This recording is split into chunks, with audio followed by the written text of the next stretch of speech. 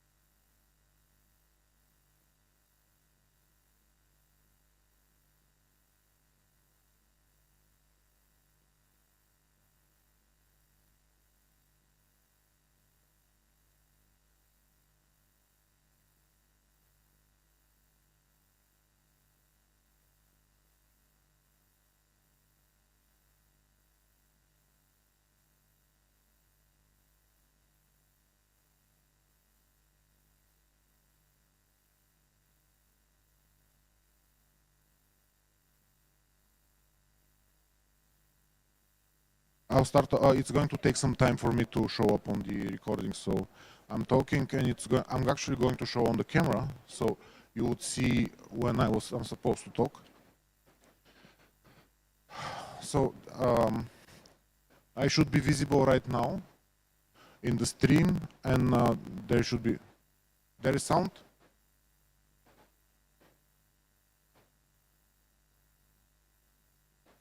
Yeah, Mark, listen to it. So I'm talking like this. And it should be in the camera. And there is. I checked that there is a sound in the camera. Question is, how does it sound in YouTube? Mark, behind Gary's laptop or mine? Yes. And are you hearing a noise or?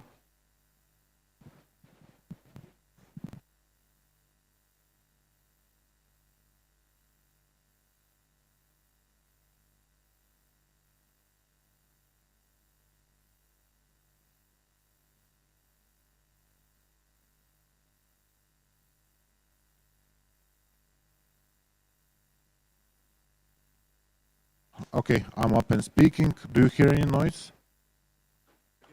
Talking. What you mean? Can you listen to this one? This is not what you're hearing in YouTube, right? What? Okay, what are you hearing in YouTube? Can I hear it? I watched. Testing.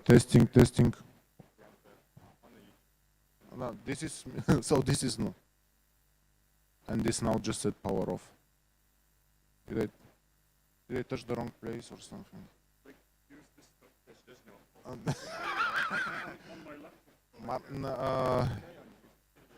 No, not that one.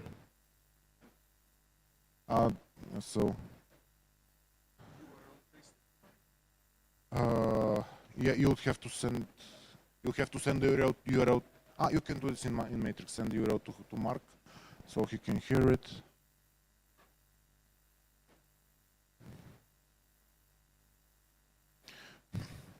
Yeah, and I will keep talking, and I should not start making jokes, because when I start making jokes, they are very, very bad, and they ask me to get out the stage.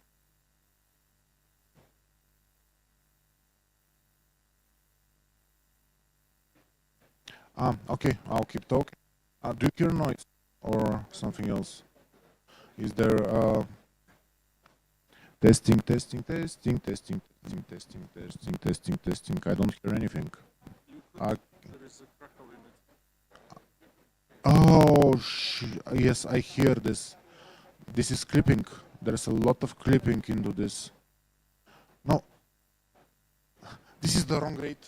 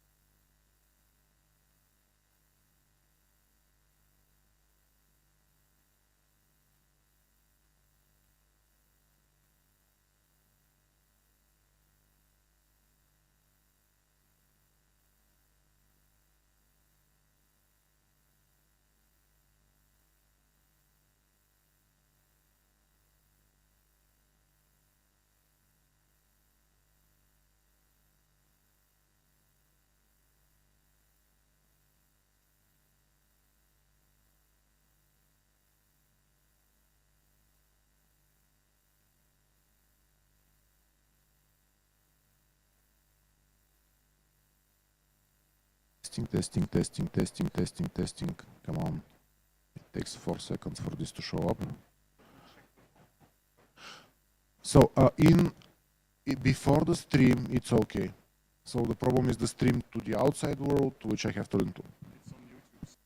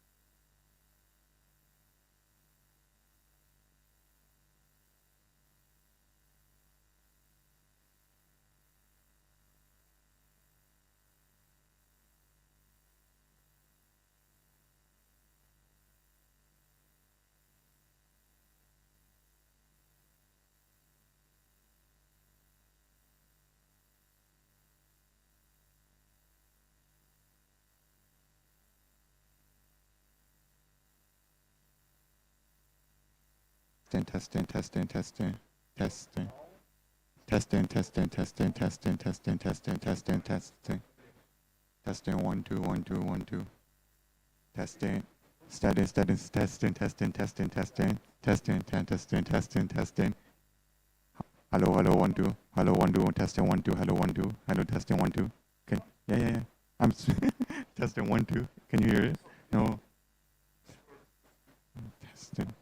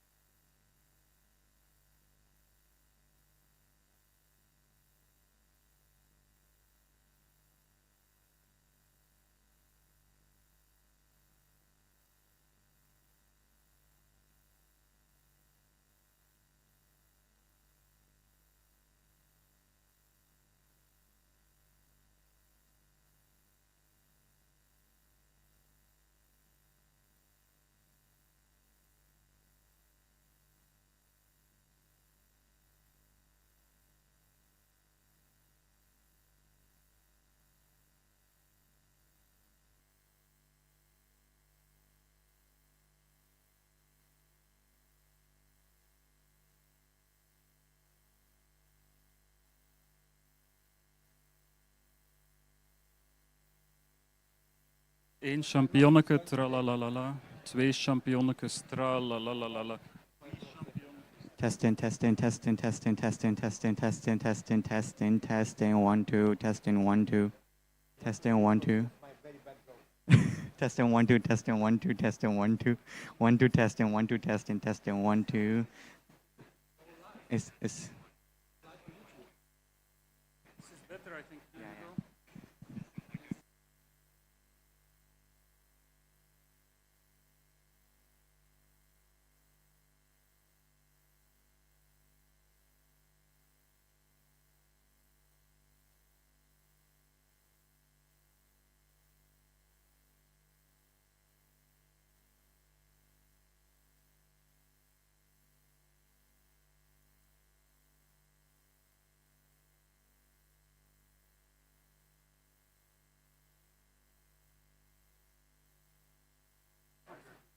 I think it does. Triple checking 1 2 1 2. Can you hear it? 1 2. Test stream 1 2. Can you hear it? Test stream. FOSSASIA. Okay.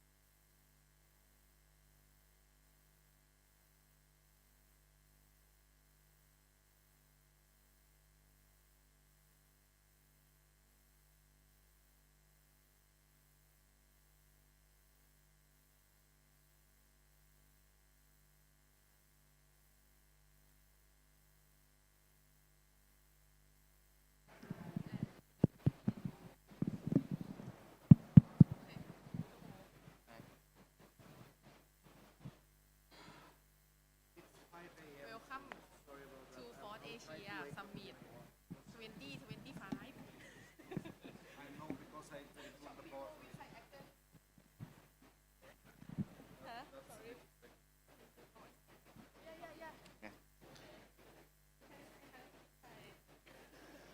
Ladies and gentlemen,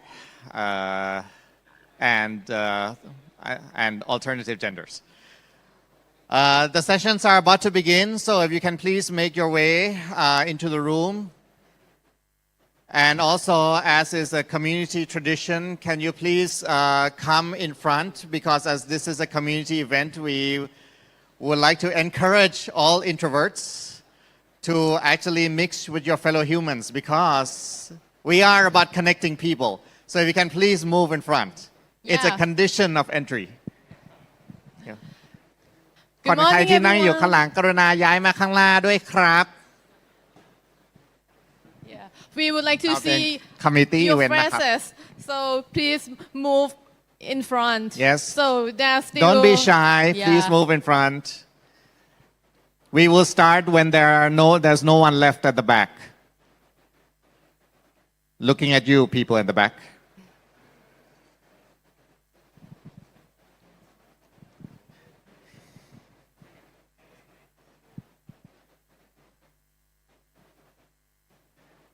สวัสดีค่ะ เดี๋ยวเซสชันจะเริ่มแล้วนะคะ สามารถขยับขึ้นมาข้างหน้าได้ค่ะ The session is about to start soon. Please move forward on to fill in the front rows, so you will not miss the slide.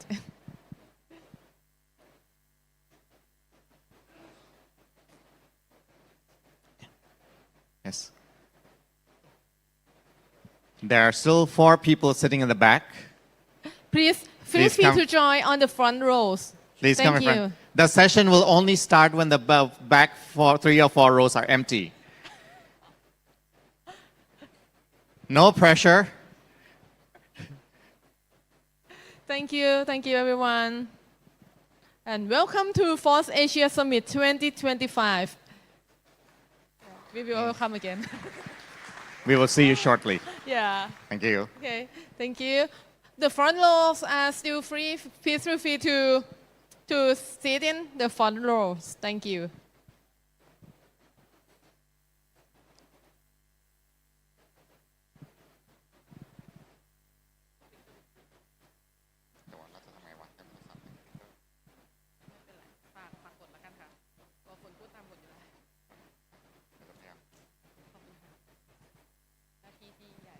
Please fill in the front rows, please. Thank you.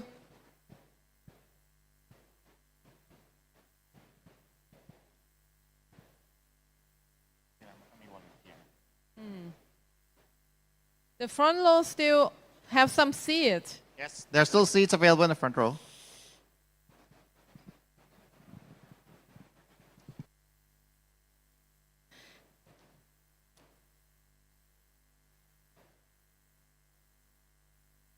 Anyone been in Bangkok for the first time?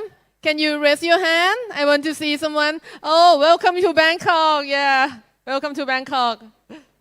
Yeah, you can sit on the front row to start. Thank you.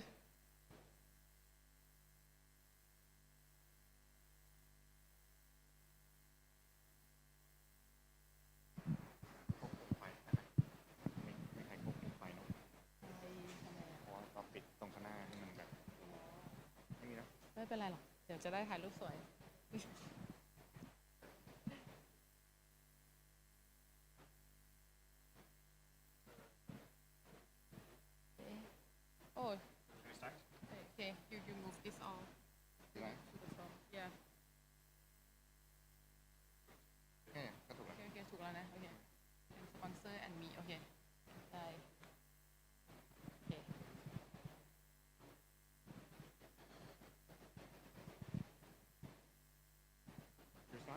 Yeah.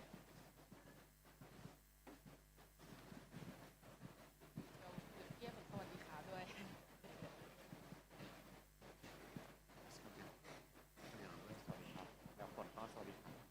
สวัสดีค่ะก่อนเนาะ เดี๋ยวเราสวัสดีครับแล้วผ โอ ม เค ก็สวัสดีครับ โอเคใช่โอเค Okay? โอเคสู้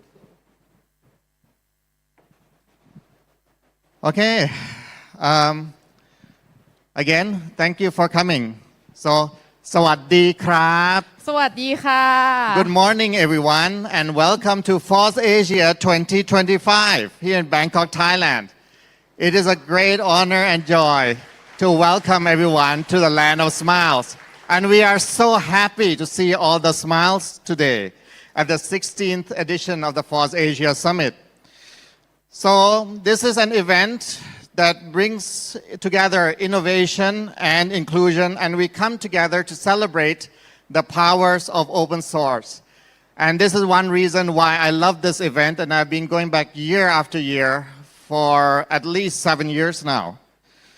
So we would like to extend a warm welcome to our developers, our students, our policymakers, our entrepreneurs, and open source enthusiasts who are here today from across Asia and around the world.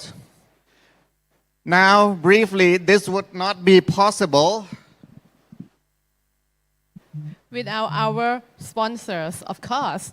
Yeah, but first, let's introduce us. Oh, sorry. Yes. Okay. So I am Mishari Mukbil, Chief Catalyst Officer of Simple and FOSSASIA Organizer.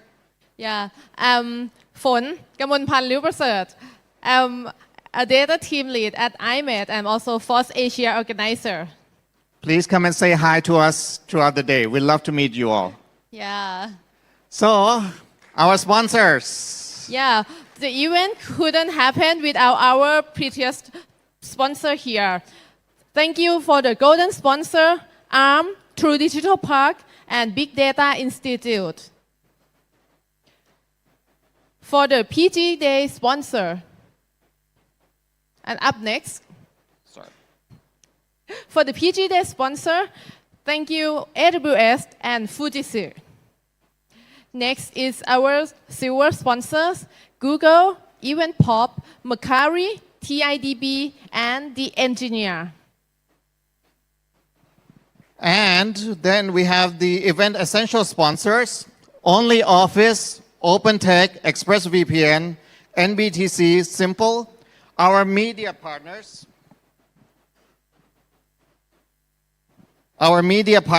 Eclipse, Open Source Job Hub, Linux Magazine, Data Echo, the Thai Programmers Association. We would also like to thank our community partners, PM Corner, Creators Garden, Khai Yuen She, PyCon Thailand, Segmentation Fault, Thai Pie, and VNews Thailand. So please take a moment to applaud our sponsors.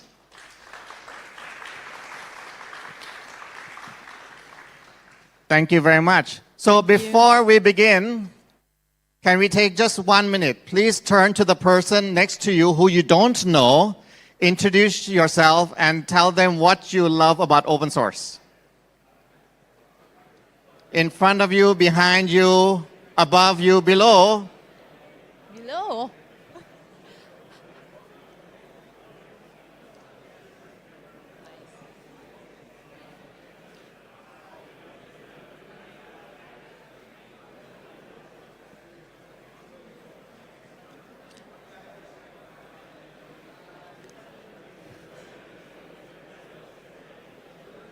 I love the energy.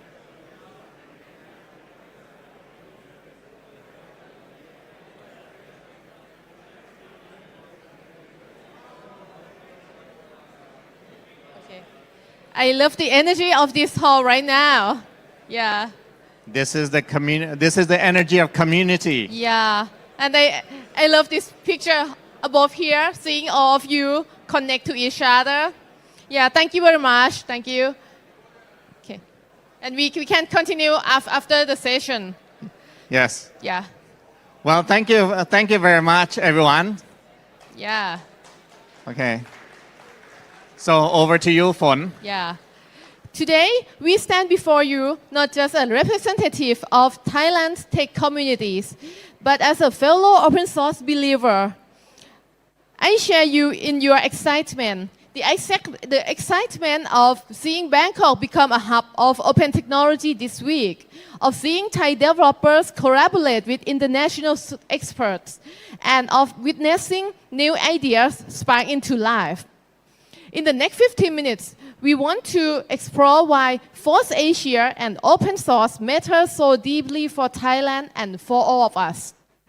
We will look at how open source drives technological innovation, economic growth, the opportunity that open technology creates for Thailand industry, startups, and education, and how FOSSASIA helps building a thriving open community in Asia. So whether you are a seasoned coder, you are the business just beginning, you are a student just beginning your journey, a business leader, or a government official, I invite you to join me in this exploration. Together, let's envision how open source can empower Thailand's future and inspire us to take action. Open source is more than just a software model. It's a driving force of innovation in today's digital economy. Around the world, developers are collaborating on open source projects at an unprecedented scale. In fact, GitHub has hosted more than 420 million projects, increasing by 27% last year, and with 45 billion contributions made in 2023 alone. This immense wave of creativity, problem solving flow across the border, accelerating technological progress. Many of the breakthroughs shape our world, from the Linux operating system to the modern AI frameworks. Those projects are built in the open by global communities. So for Thailand, embracing open source, and one reason why we are here today is because it is important for driving our own innovation and economic growth. Our national ambitions such as Thailand 4.0 and our digital economy initiative, to a certain degree, relies on rapid technical adoption as well as homegrown capabilities. Open source not only enables this, but turbocharges this. It lowers the barrier of our startups and levels out the playing field. And it empowers our engineers to learn from and contribute to cutting-edge projects. And this levels the playing field between us and more developed economies. So, with the level playing field, our digital economy expands fast. It is valued at about 6% of GDP as of 2023, and it will go up to or about 1 trillion baht, and it is set to grow to 11% of GDP by 2027.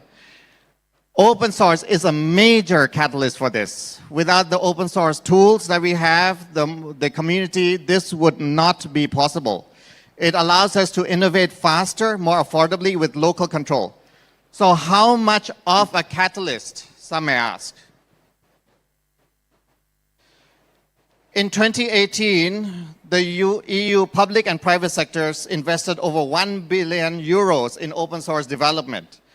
And research shows that if open source contributions increase globally by 10%, it can generate an additional 95 billion euros for the bloc's GDP. That's some catalyst.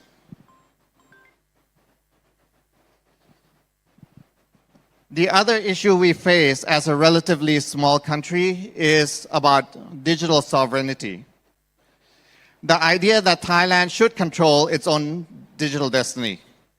And open source is a powerful enabler of that because it gives us the freedom to build and own our own solutions instead of being locked into proprietary systems. And as Kun Warawut Silapa Acha, then the Secretary of the Ministry of Science and Technology, said at the time, in 2010, said, to be independent from foreign software, the country needs to develop open source software. By creating and adopting open source software, we gain ownership over our technology. So what does this look like for us? We see this in action through projects like PyThai NLP. It was started by Wanapong Patiyapaiboon while still in high school.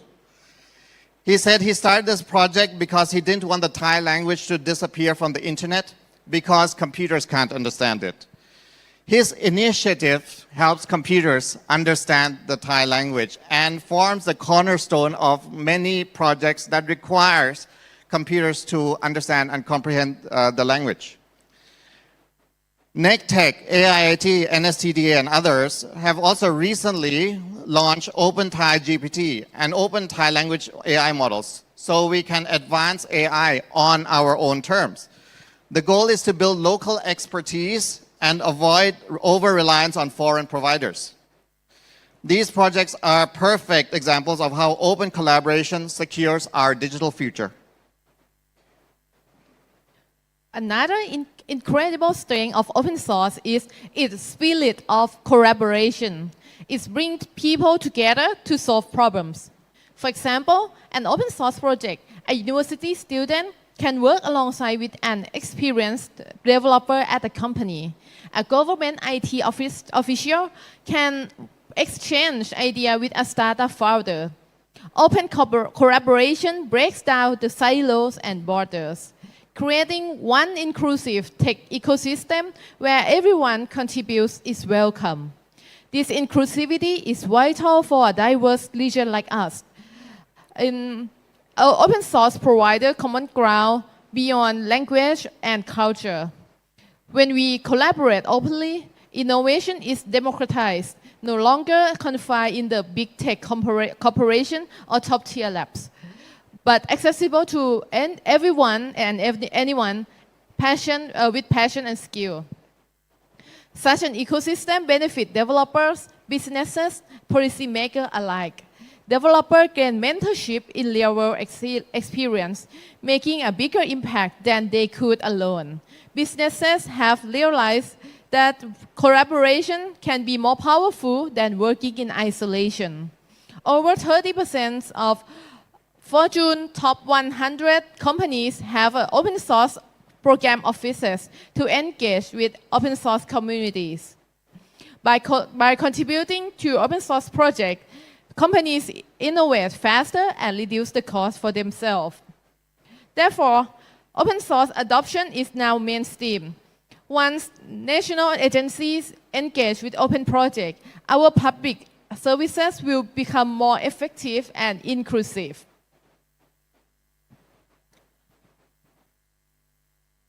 What do these open source principles mean for Thailand tech industry and for next generation of innovators?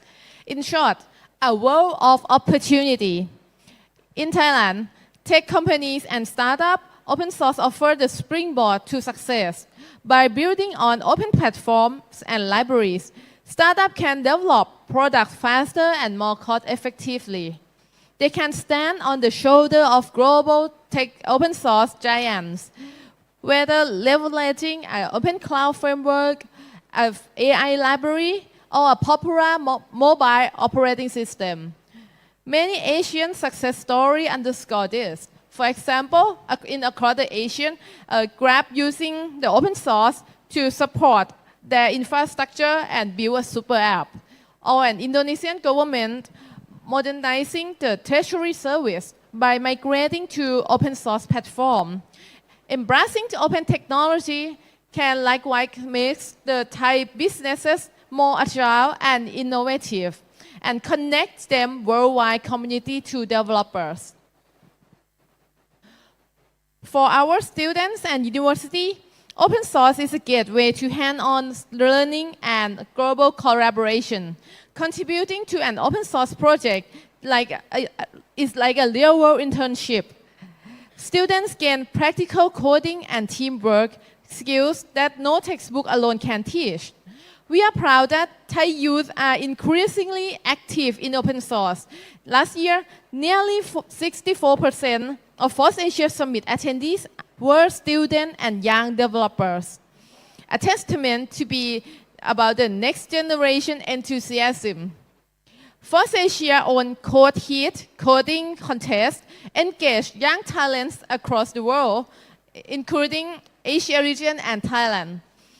And connects them with experienced mentors. When our universities use open source tools in the classroom and encourage students to contribute to the real project, it's not only enhance the education, but also produce innovations that can benefit the communities and seed new startups. How does FOSSASIA fit into all of this? FOSSASIA is not just a conference. It is a movement that has championed open tech in Asia for over a decade. Established in 2009, FOSSASIA's mission has been provide access to open technologies and knowledge that improve everyone's life. Through these events, meetups, and coding programs, FOSSASIA has built a broadband network of developers and makers across the region. The annual FOSSASIA Summit has grown into one of the Asia top tech gatherings, a place where ideas are exchanged, people are collaboration are sparked, and community are formed. And now, in 2025, this summit has arrived in Thailand, ready to ignite our local open source community like never before. By hosting FOSSASIA 2025 here, we are planting the seed for a stronger local open source community while reinforcing a pan-Asia network, thinking of an energy and expertise gathering in this venue, maintainers of major open source projects, open tech industry leaders, homegrown innovators, and eager students, all under one roof. Over the next 3 days of talks, workshops, and networking, let's make the most of this melting pot of ideas and talents. I especially suggest our Thai participants to reach out and connect with people, find mentors, find collaborators, and ask questions and share your ideas. FOSSASIA is a perfect platform to forge new partnerships. Last year's summit, attendees from 50 countries, a testament of its global reach. Use this chance to build a relationship that will live beyond the event. So when this conference ends, the real work begins. Continuing this community. So we don't want the inspiration to fade when you go home. FOSSASIA is the spark, but you have to keep the fires burning. The connections, the insights that you gain from here will create a sustainable community that will hopefully grow year after year. With the relationships and knowledge that you have, I am sure that that will be possible.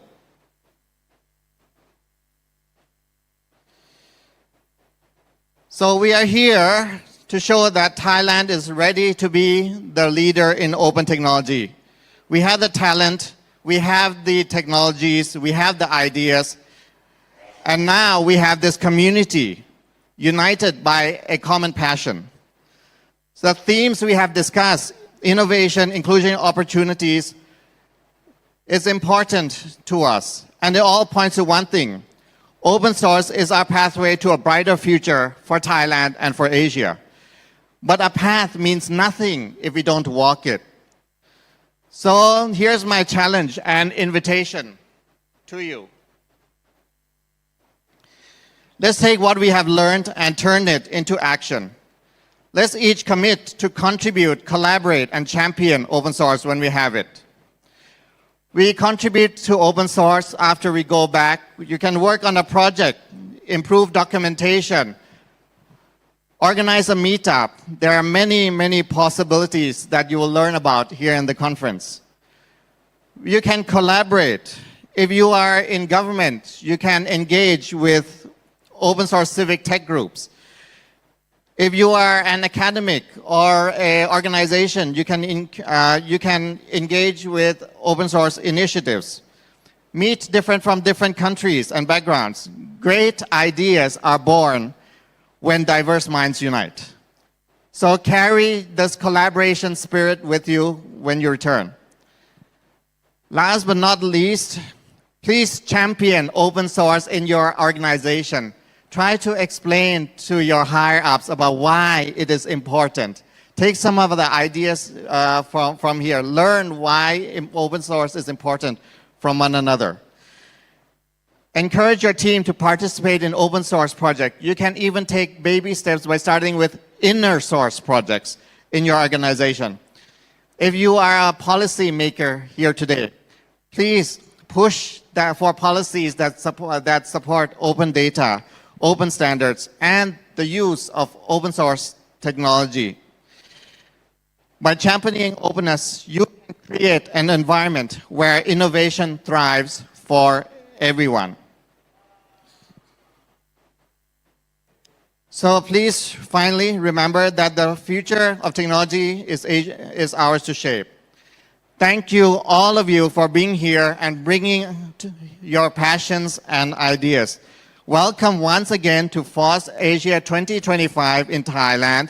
Let's build, let's collaborate, let's innovate for Thailand, for Asia, and the world. Thank you very much. ขอบคุณครับ ขอบคุณค่ะ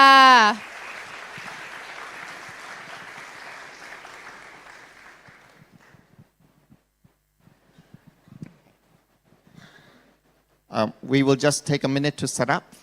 Thank you. Okay, thank you.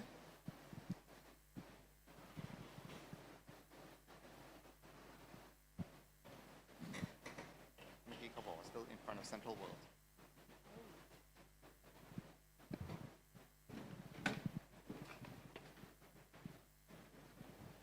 สวัสดีครับ So he's stuck in traffic. Yes, so he might take a while. Sorry. Yes. So do we want to swap the yes. สวัสดีครับ สะดวกขึ้นก่อนไหม I'm stuck in traffic. Then let's make it photos. It's so great to everyone's here. Should I do it together with you? Yes. So can you ask the photographer? Okay, we make a Bye. photo now.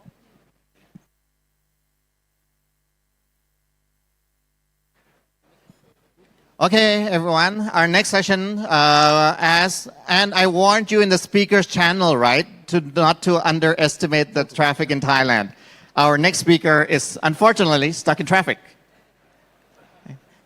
He messaged me saying that he's been stuck for 30 minutes. Sorry. He will be here soon, at some point, hopefully before dinner. Yeah. But in the meanwhile, as we are agile as well, we are going to have a photo session. Yes. Yay. Yay! So, okay. So, hi, I'm Mario. I'm one of the organizers of the event. So, for the photo session, can we ensure that the first row is filled? So, here are 2 seats, please. Daryl, please come to the front. I see like, Yes. come to the front. So we are going to work together collaboratively. Please ensure that the seat next to you is not empty. Wait. Go to the front, please. Go to the front. Yes. Yes. Okay. So, You can rearrange yourselves. You can volunteers, rearrange other please come to the people. front. Please don't Volunteers. rearrange the chairs. Yes. So, by the way, we always see a lot of people dressed in red here. Yeah, please come to the front. Come here. No. And yeah, so these are the FOSSASIA volunteers. And the volunteers come from different countries. For example, where do you come from? There's one I'm empty chair Fana from there. Indonesia. I'm Keisha from Indonesia. And you came all the way just for the FOSSASIA Summit to volunteer here from Indonesia. Yes. Okay. Big round of applause. Okay, I would like to ask you, in the breaks, please go to the volunteers, ask where they are from, and thank them. We have volunteers from all over Asia coming to this event, and I'm really glad that this is happening. Okay, thank you very much. So please also come here to the front somewhere. So we also have the volunteers present in the group photo. Yeah? Okay, thank you very much. For our photo, we need to make sure there are no empty chairs, please. So the photographers, please come to the front, the photographers. Yes. Yes. Okay. So you just take photos of the people, yeah? Okay. So here we still have one seat empty. We still have one seat empty. can you come to the front? Yeah, and can you guys sit down there? Please, quick.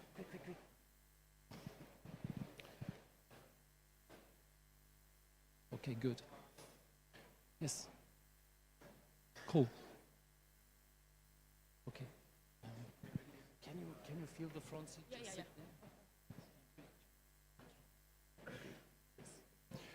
Okay. So, are the photographers? Are you guys ready? Yeah. Yeah. Can you? Are you able to take a photo of everyone?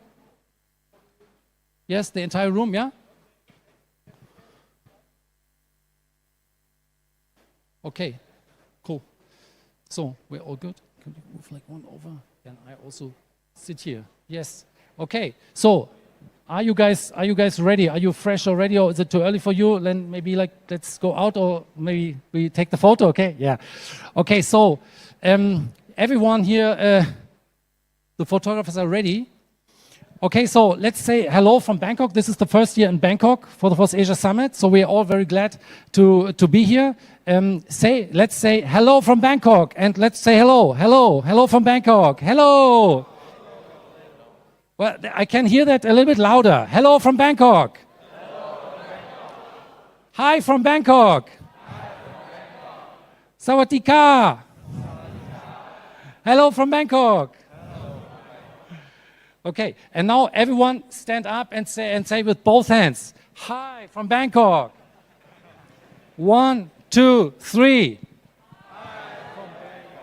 And a little bit louder. And even a bit louder. Okay, cool. Are you, one more? Okay, they want one more. Sorry, let's do one more. Okay, so, I'm happy to be at FOSSASIA. FOSSASIA, yay! Yes? Okay, good. Thanks a lot. I definitely appreciate it. I think a lot of people went beyond what they usually show and emotions. So definitely great. So, and we continue with the program. What do we have next? Okay. So, okay, thanks, Ms. Shari. Handing back to you and to Phone, our great Thai organizers. Thank you very much. Thank you, Mario.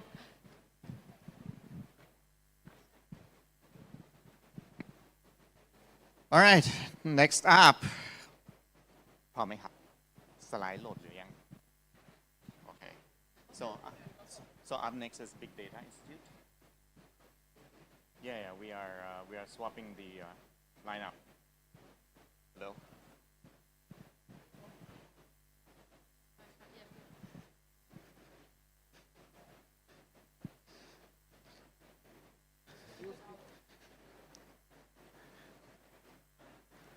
So for the record, I also keep telling him, as I tell all the speakers in the past, to please take the train. People never listen. Okay, so we are going to patch the line up a little.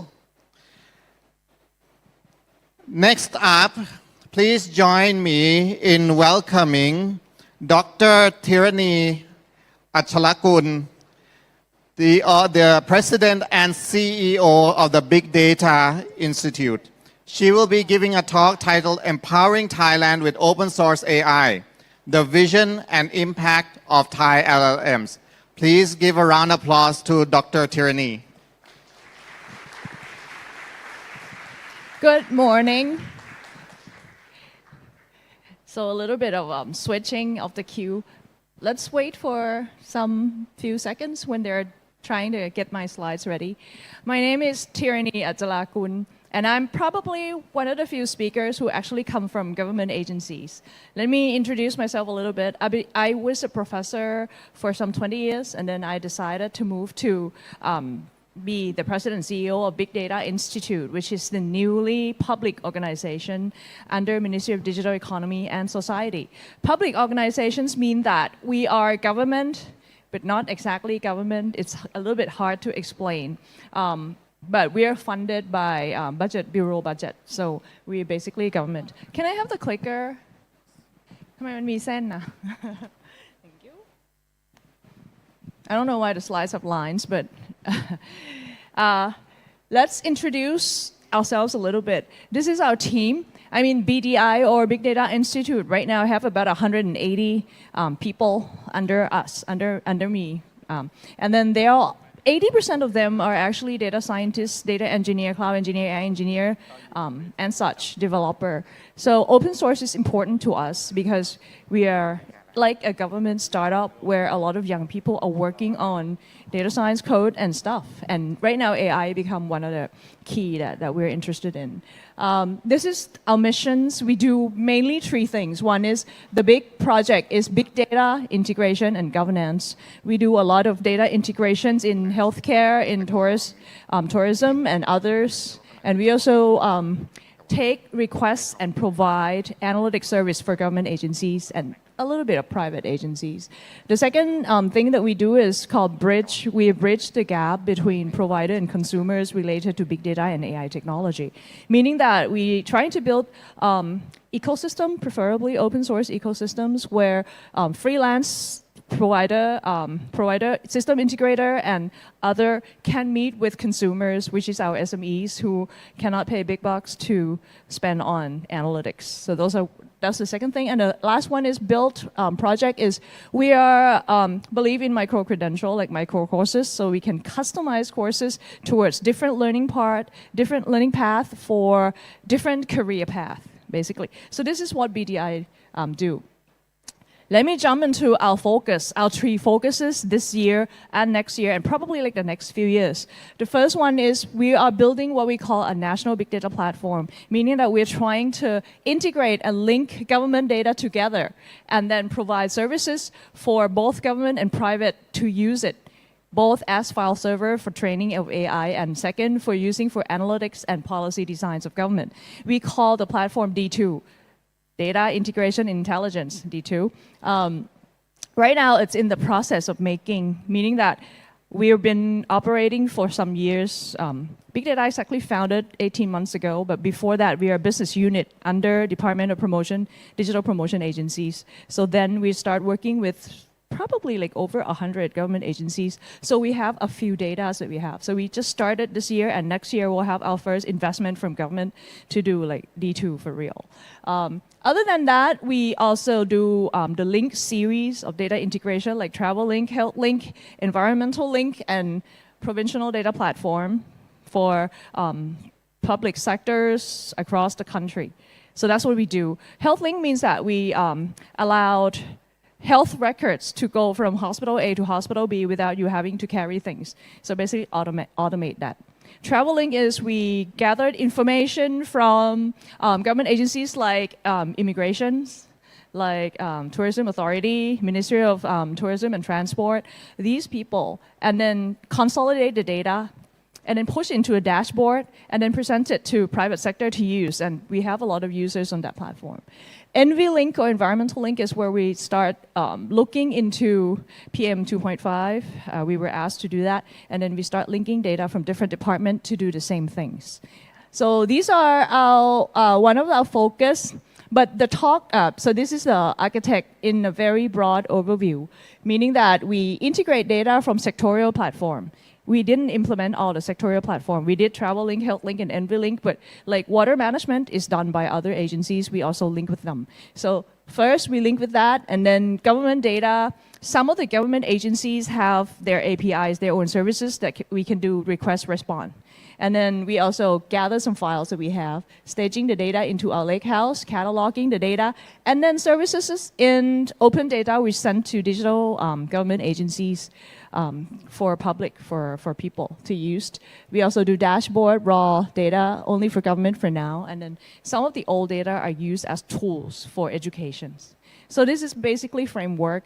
D2 is similar to X-Road of Estonia, meaning that we believe that data should stay where it originated. We didn't try to build a big bucket and dump data together from all government agencies, because in Thailand, that's practically impossible. So what we're trying to do is build the road that links it, and when policy designs need what sets of data, whatever, we can open the gate and have the data flood in to be used with some authorities. So we built the road, but there's no car running on it until there's authority says we can do it, right? Second focus, which is more of today, is that we start looking into a lot of open source AI. We believe that, like DeepSeek, right? The way we innovate, the way we gathered a bunch of people to work on the same thing is to have open source platform. And I believe that government should probably at least host one, because we have a lot of data from government agencies that we can put it into a data bank that allowed open source platform to grow and encourage students, young people, and private sectors to come in and work on the same thing together. So we focus on open source AI, and right now we create a collaboration platform that the MCs earlier have mentioned. There's Thai Open GPT, which is working by Association and NECTEC together. And then we work with them. And then we work with other people to create the first open source project that hosted by government, the open source AI infrastructure that will create some models, some tool sets, and build an AI data bank, as well as, this is not by us, this is by our collaborations. Our collaborations had at least 7 government agencies and other private sectors as well, which I will describe a little bit later. So we also do trustworthy AI.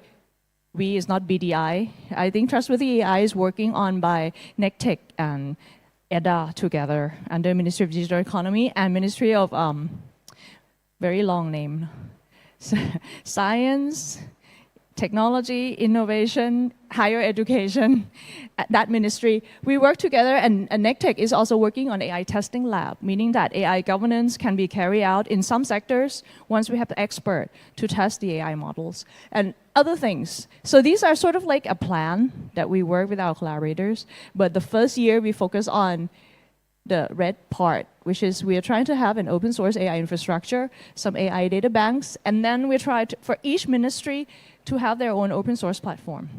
It hasn't been executed, but it's been talked about a lot. But the first project that we get funding for is, of course, a project called Thai LLM, Thai Large Language Model, so that we can build on Open Thai GPT and other platform that has been open source in Thailand together. If we gathered all of the data and use it to train one model, that model should have diversities of text, Thai text. It should have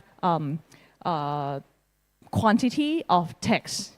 We also work with governments, like people who handling research paper that has been published already, those kind of things. So we are figured if we can gather as much data that is context-based by Thai culture together from different places, then we can train a model. These are 7 agencies that start working together right now to do this, a large Thai data set.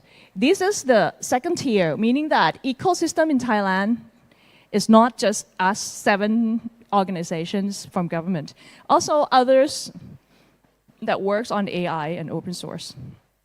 All right, so this is the ecosystem. What do we do? Why should we do this? I think everybody must have heard of data sovereignty, digital sovereignties, all of these buzzwords. But basically for a Thai chatbot and a Thai smart search to work, Thai people needs to be involved in it, because we are the one who speak the language, understand the culture, and know the regional of different of Thai regions, right? So we should gather the data that we used and then train it so that the bot or the smart search can work the way we want it to be. So that's like the main key. But basically, inclusivity, if the government invests the first money to make the first model and we open source it, people who work after us, it will be cheaper for the SME, for the startup, and I'm hoping that it will encourage innovations and we can have maybe unicorn later on based on AI technology. Now, what exactly would be what we're trying to do? First, of course, the foundation models. We use every available open source right now and test it out, all of it, and do performance comparing. And we will gather all the data that us 7 agencies have and then train it at once. So first we'll have a Thai large language data set. We'll have a large language models. We'll have some toolkits and pipelines so that updating it is easier. And then chat arena and smart search tools. So this is the plan. We just got the funding for this project last month, and then we plan to spend the next 15 months to at least complete it. And then as for the second phase, But it depends whether it has been used or not. Because I believe that platform with no transaction doesn't, shouldn't be continued. And Thailand plan to open data, at least the part that we can. I believe that some of the data are governed by the data providers and says that it should be NC, non-commercial sharing, but we want it to be shared commercially as well. So I hope that we can do share alike at least, and then open it for public use, or at least some of it. The model itself is probably open models. Everybody can build on top of it. Can take the large language models and reduce it to a smaller models to train it customized or specific to some certain applications that they want to make. So that's what we want. This is sort of an architecture that we plan to do for data bank. I'm not going into details because I have like 1 minute left. The last few slides. Other than that, open source project. As being a professor for 20 years, I believe that once you have a lot of data, a lot of open source, a lot of models, that's for educations. You can use that as an education platform and to build new generation to understand the technology better. So that's become another of our focus. Of course, we do e-learning because if we keep training people like 100 at a time, when would we reach 60 million, right? So e-learning, I'm going into micro-credential or micro-courses just for the reason that different career path would have different things they need to know. AI is just not only for computer engineer or computer scientists anymore. You'll see that a lot of big universities in the States starting to have a new department of AI and have people from multidisciplinary to join because AI is more users as well, users and engineer to work together. So learning path of different career has different meanings. So what we're trying to do is work with university network to create a common building block, the basic things that people needs to know. And then from that basic block, can you put together like a jigsaw puzzles and then build different customized learning paths like for HR, for database administration and whatnot. So these are planned, the 3 things that we focus to do for as a government agencies. Hopefully, I'll see you again next year and have more to update on what's going on with the first Thai open source project that hosted by government is not the first, but big collaborations and hoping that we can work together with private sectors in and outside of the countries to work on this. So thank you very much. This is my talk. Thank you. Thank you very much. ขอบคุณครับ Next up, I'd like to introduce my good friend and the executive advisor to the chairman at the National Broadcasting and Telecommunications Commission, ปาล์ม พัชระ นฤทธพันธ์ Please welcome. Good morning. Pam. Good morning. So today's talk will be more of a panel because I understand you've been busy. Yep, sorry. I told to respect with times and 15 minutes. And I asked you to take the train. Wish. Okay, so the topic of your talk today, killed by red tape, why working towards open government is so difficult. So can you please tell us about some of the initiatives that you were involved in? And what happened? We are friends, right? So you don't We're all have to be friends so here. harsh on me. And I know that I'm being late. I apologize. And that's the things that we are trying to fix. Traffic. Bangkok traffic is one of the biggest red tape in this country and encouraged me to move somewhere else. But my friend says, keep going, keep trying, but I'm trying. So this morning disappointed me a bit, not able to come here on time. Me and Charlie is trying a lot to find with the force of the government. So there's a few things we're trying to do for the past 3 years I served in this office. So a little bit of preliminaries of what this office is a telecom regulatory agency. So we do satellite broadcasting and anything that you hold on your hands, which is technically essentials in your life. And without internet, we probably cannot do anything live from here or anything to do with this building. For that sake, we thank you for True Digital Park that this business has then give us a wonderful venues to do this. So digital economy is one of the biggest perk in this era. And we just had the director of DBI, Big Data, BDI, Big Data Institutes under DS, telling me how important the AI is and will be. So in our regulatory agencies, we're trying so hard to build some things that accommodates more people coming in the regulatory space, which encourage openness and transparency. So a few initiatives we did with Charlie is about open mapping, which not going nowhere because we're trying to have Street maps. open street map, open mapping, broadband mapping, trying to encourage street datas, participations from peoples to and trying to get them informations into the systems where internet has been a good access or not. It's called QoS systems. We've been doing that for 2 years. So at the end, we end up trying to buy something again. So what happened? So the biggest problem is every time we try to get something from the government, we have to go to tender bidding. Every time we try to get a tender bidding, we have to write a TOR on some things that technically absolutely incontraries to any digital mindset that's available in these countries, right? So we discuss about what you call Johari Windows paradox, ability to understand what we need and what we don't know. So in the government sectors, there's nothing that we don't know. We need to know everything. So it's impossible in the digital world to know everything. So instead of trying to develop some things or opening some things for new innovation initiative, it turned out that we need to know what we need first. And by doing that, it technically create a box. So there's a big red tape. So by the 3 years now, we didn't get the system opened, and we cannot integrate it with any open street map into the systems. So that's one. So we are also trying to do with call center scams. So many solutions trying to sell into systems. We're trying to buying something, and instead of trying to open our people here, trying to think and getting them a challenge, we instead of trying to build another TOR to buy some things. So that's another big red tapes. So these two things, I think, is a paramount to what we discussed about red tapes and mistakes that we did. But to play the devil's advocate, the process of TOR is there to create transparency, right?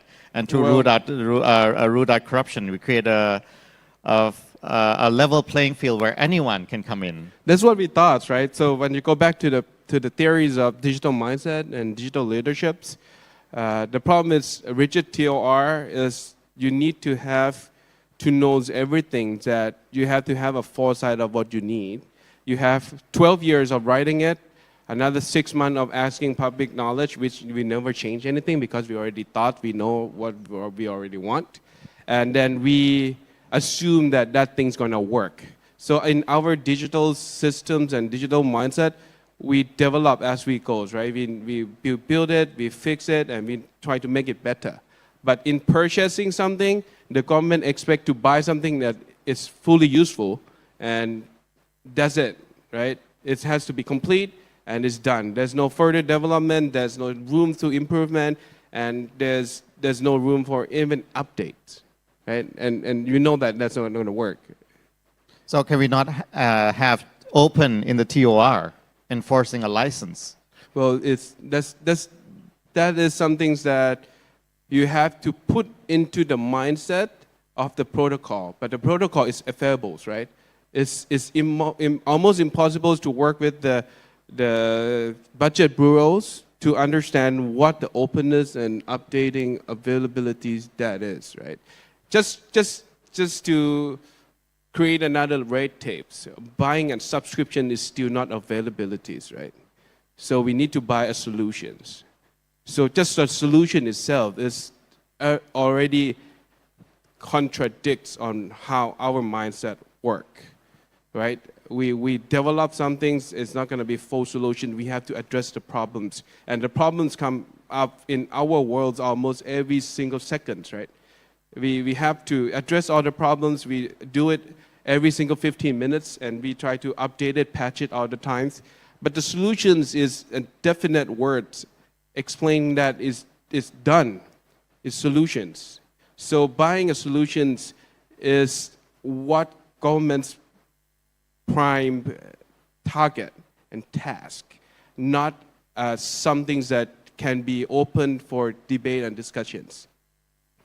So perhaps, as you touch upon it, a subscription model would work out better because that will incentivize people to continue to update software and continuously improve it. Yes, right? and that's why we're trying to use the systems where we can have an open access to save the government money, so we have more efficiencies, we have abilities to draw more people, draw developers to come in and see where people went wrong, because one person cannot think it all, right? We cannot have a full set of thoughts and everything settles and you are the supreme leaders of this software.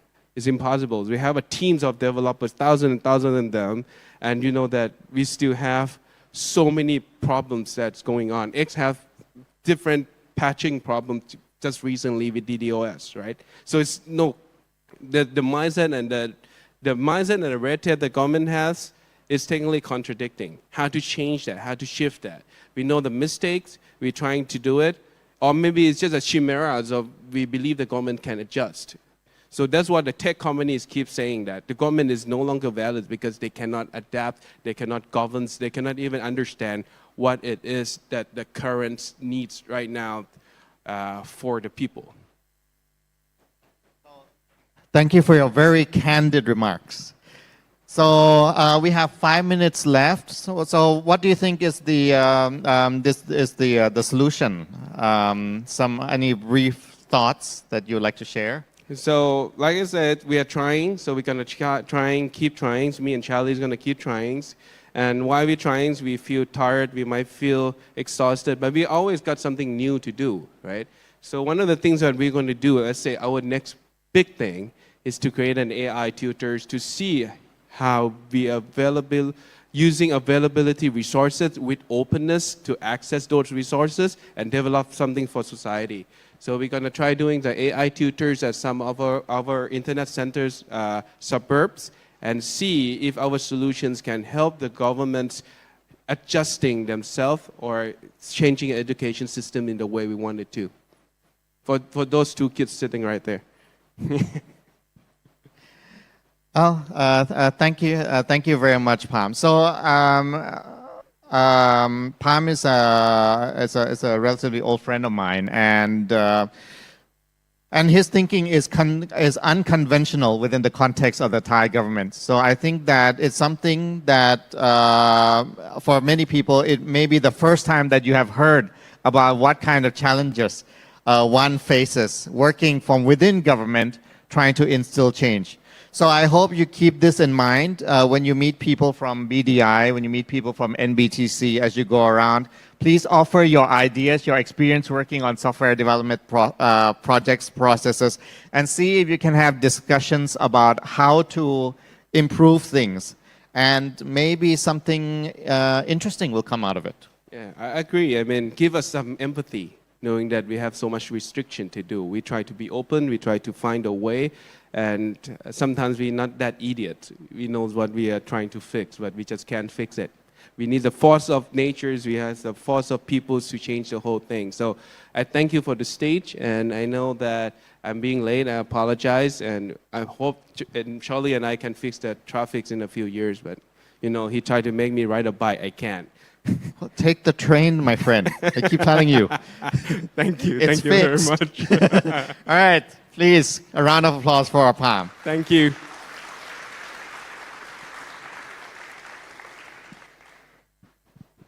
Okay, next up, our next speakers are, should I try to attempt to say your name? Yes, I will try. Teofilo Narbonesta Zosa, did I get that right? Thank you. And Jehandat Kamal, so both from Mercari. So, sorry.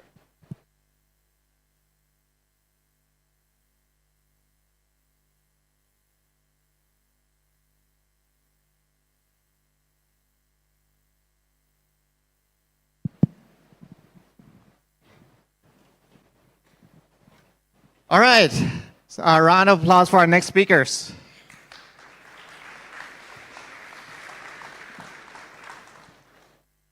They will be talking about LLM ops for eval-driven development at scale. So, how's it going? How, while we're waiting for the slides, Right. how has your experience? Were you stuck in traffic? No, almost. So is this thing on? Okay, yes, no, almost actually. So I got really lucky where my Grab driver actually canceled on me. He's like, it's too much traffic. Find someone else. So I was forced to take the train and got here on time. So Okay. opposite experience. Thank you. A round of applause for someone who has beat Bangkok traffic. What about you, JD? Yeah, I took it early.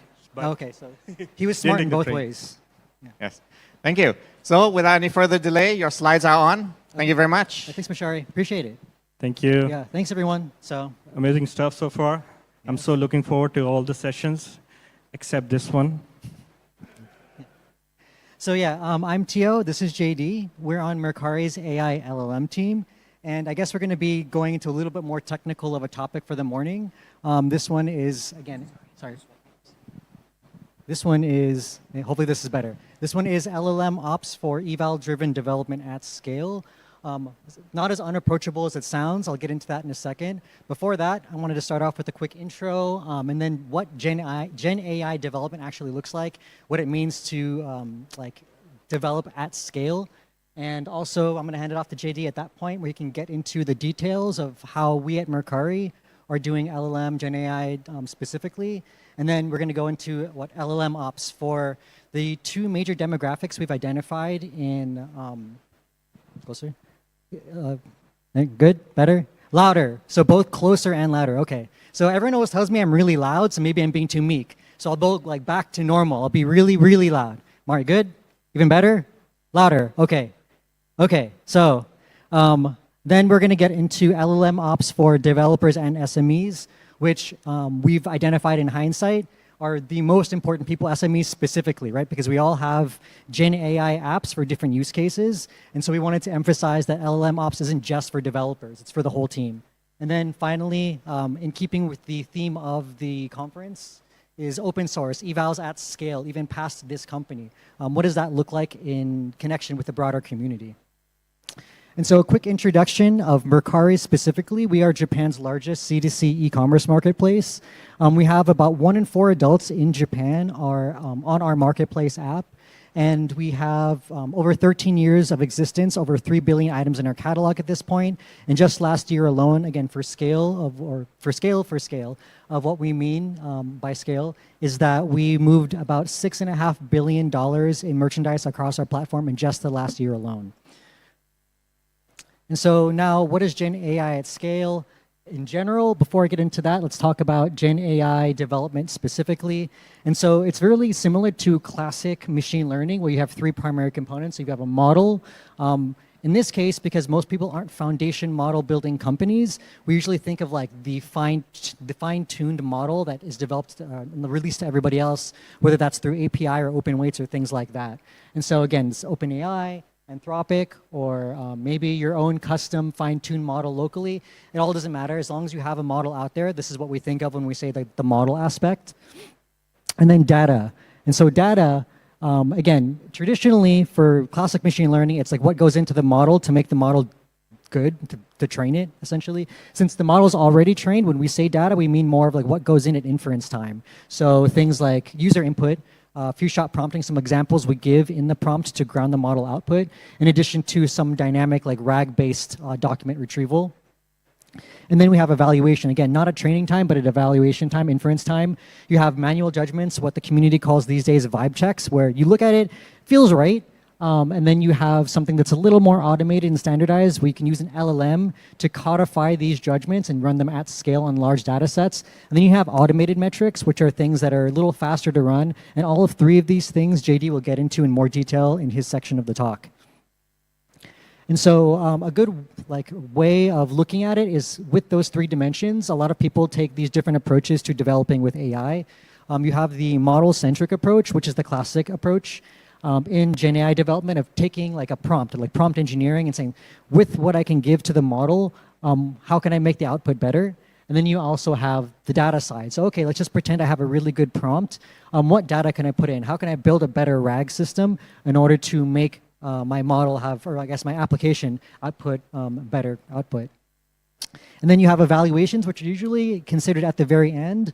But our thesis really is that LLM development, Gen AI development, really hinges on eval-centric development because, you know, as alluded to earlier, if I'm changing things to make the application better, how do I know it's better without good evals? And good evals really depends on what your specific problem is. And so really, this is where you need to spend a lot of your time up front. And it's because of the fact, I'm sure everyone has seen this, Gen AI is really easy to demo, but it's hard actually in our experience to productionize. And so we didn't want something where it looks good to us, we ship it, and then it sells something in our marketplace on behalf of our users for $1, maybe 100 baht each. This isn't something that we wanted.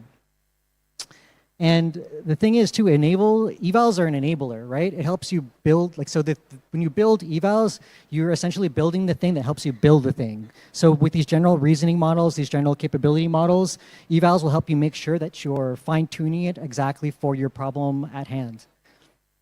And with LLM ops specifically, you need LLM ops to do eval-centric AI at scale, but let's not mystify it for the audience here. It's not like anything more than the processes, tools, workflows, practices to iterate faster with higher quality. And so again, whatever that looks like, it could be different for your team. We'll show you what that looked like for us. But at the end of the day, just the things that help you to move faster with great quality. Because when you move faster, then you can succeed. So the great Hamal Hussein, one of the preeminent people in the field right now in evals, likens it to classic software engineering, like test-driven development. LLM development's the same thing, Gen AI. If you have good evals, you can iterate quickly. And if you can iterate quickly, then you can succeed. And you need these LLM ops tools and processes for evals, for debugging. And this is just to know what went wrong, where, and how. And also, again, finally, changing the behavior, improving the behavior of the system, ideally. The problem is most people get excited. They focus on just improving the system directly. And that usually is the blocker from going to good demo to really strong product. And then our conjecture and our experience is that doing all of these things is really a virtuous feedback cycle. And if you start with evals, then it streamlines the whole process and everything just becomes really, really easy. And so with that being said, I'm going to move off to how we specifically at Mercari did this. JD? Can you hear me, guys? I think, yeah. So I'm going to try to speak really close to the mic. So if I'm loud, say, that's very Japanese, dame, too loud. So yeah, thanks for the great introduction and point, eval-centric AI. And let's try to talk more specifically about LLM apps at Mercari. I'm going to try to convince you about what Tio said, because when Tio said it, I read it in the same way and said eval-centric AI, evals. It didn't make sense to me, but it does. So I'm going to try to convince you it makes sense, it works, and it's easy. So let's start with, okay, too close. So let's start with what we think LLM apps are. It's this one. So yeah, what we have come to understand about LLM apps is like 4 key components. Definitely an LLM, which we have little to no control over, proprietary, fine-tuning, fine, open source as well. We have 1 or more prompts, not necessarily in the same proportion as, a single application could have 20 prompts, and with that associated with, 20 evals each, you can easily say the prompt is the most worked upon or component in this case. We have the access to knowledge, and of course API connectors. So yeah, let's keep our focus on the prompts. And so in the same context of what we think LLM apps are, let's talk about what we're doing at Mercari as well. So as soon as the ChatGPT movement hit, we started with the same thing that I think everybody else started with, create a chatbot. Yeah, create a chatbot for sellers, create a chatbot for buyers, try to do everything through that. It didn't work, obviously. Yeah, we know listing was a pain point for us. we did try to use LLMs for listing, metadata abstraction. There's a great write-up on it on the Mercari engineering blog. Please check it. Dev assist, RAG. So we have agents. We have essentially all kinds of applications that are composed of the components that I mentioned about. Some actually composed of all the components. But specifically, to make a point, let's talk about the AI listing support.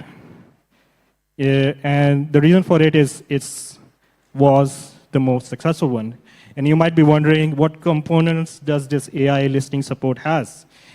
I think I need more references to in Japan, in press in Japan, that this was hugely popular, hugely loved, very good KPIs. But what's at the back of AI listing support? Okay, of course, yeah, I forgot.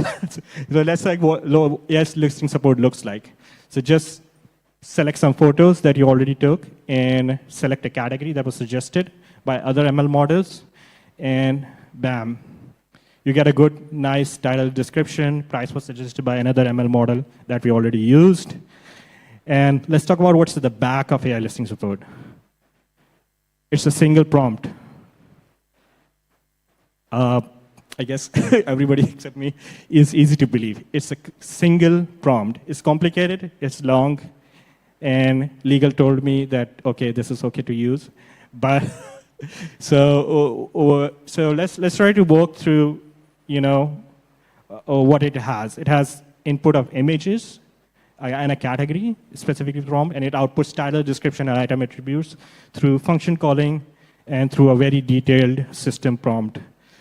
And as I already noted, this is very successful, very well received by customers, good KPIs.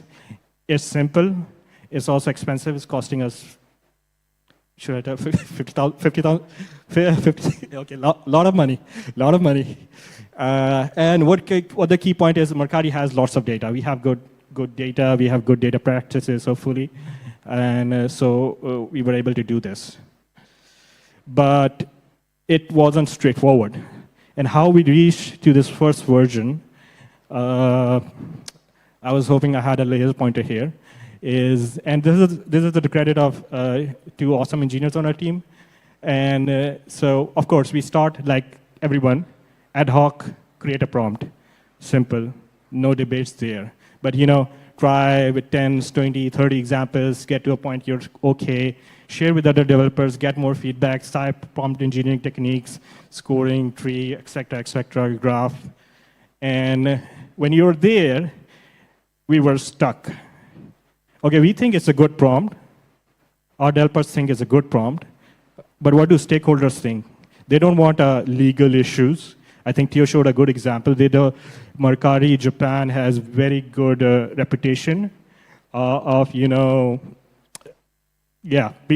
are important stuff.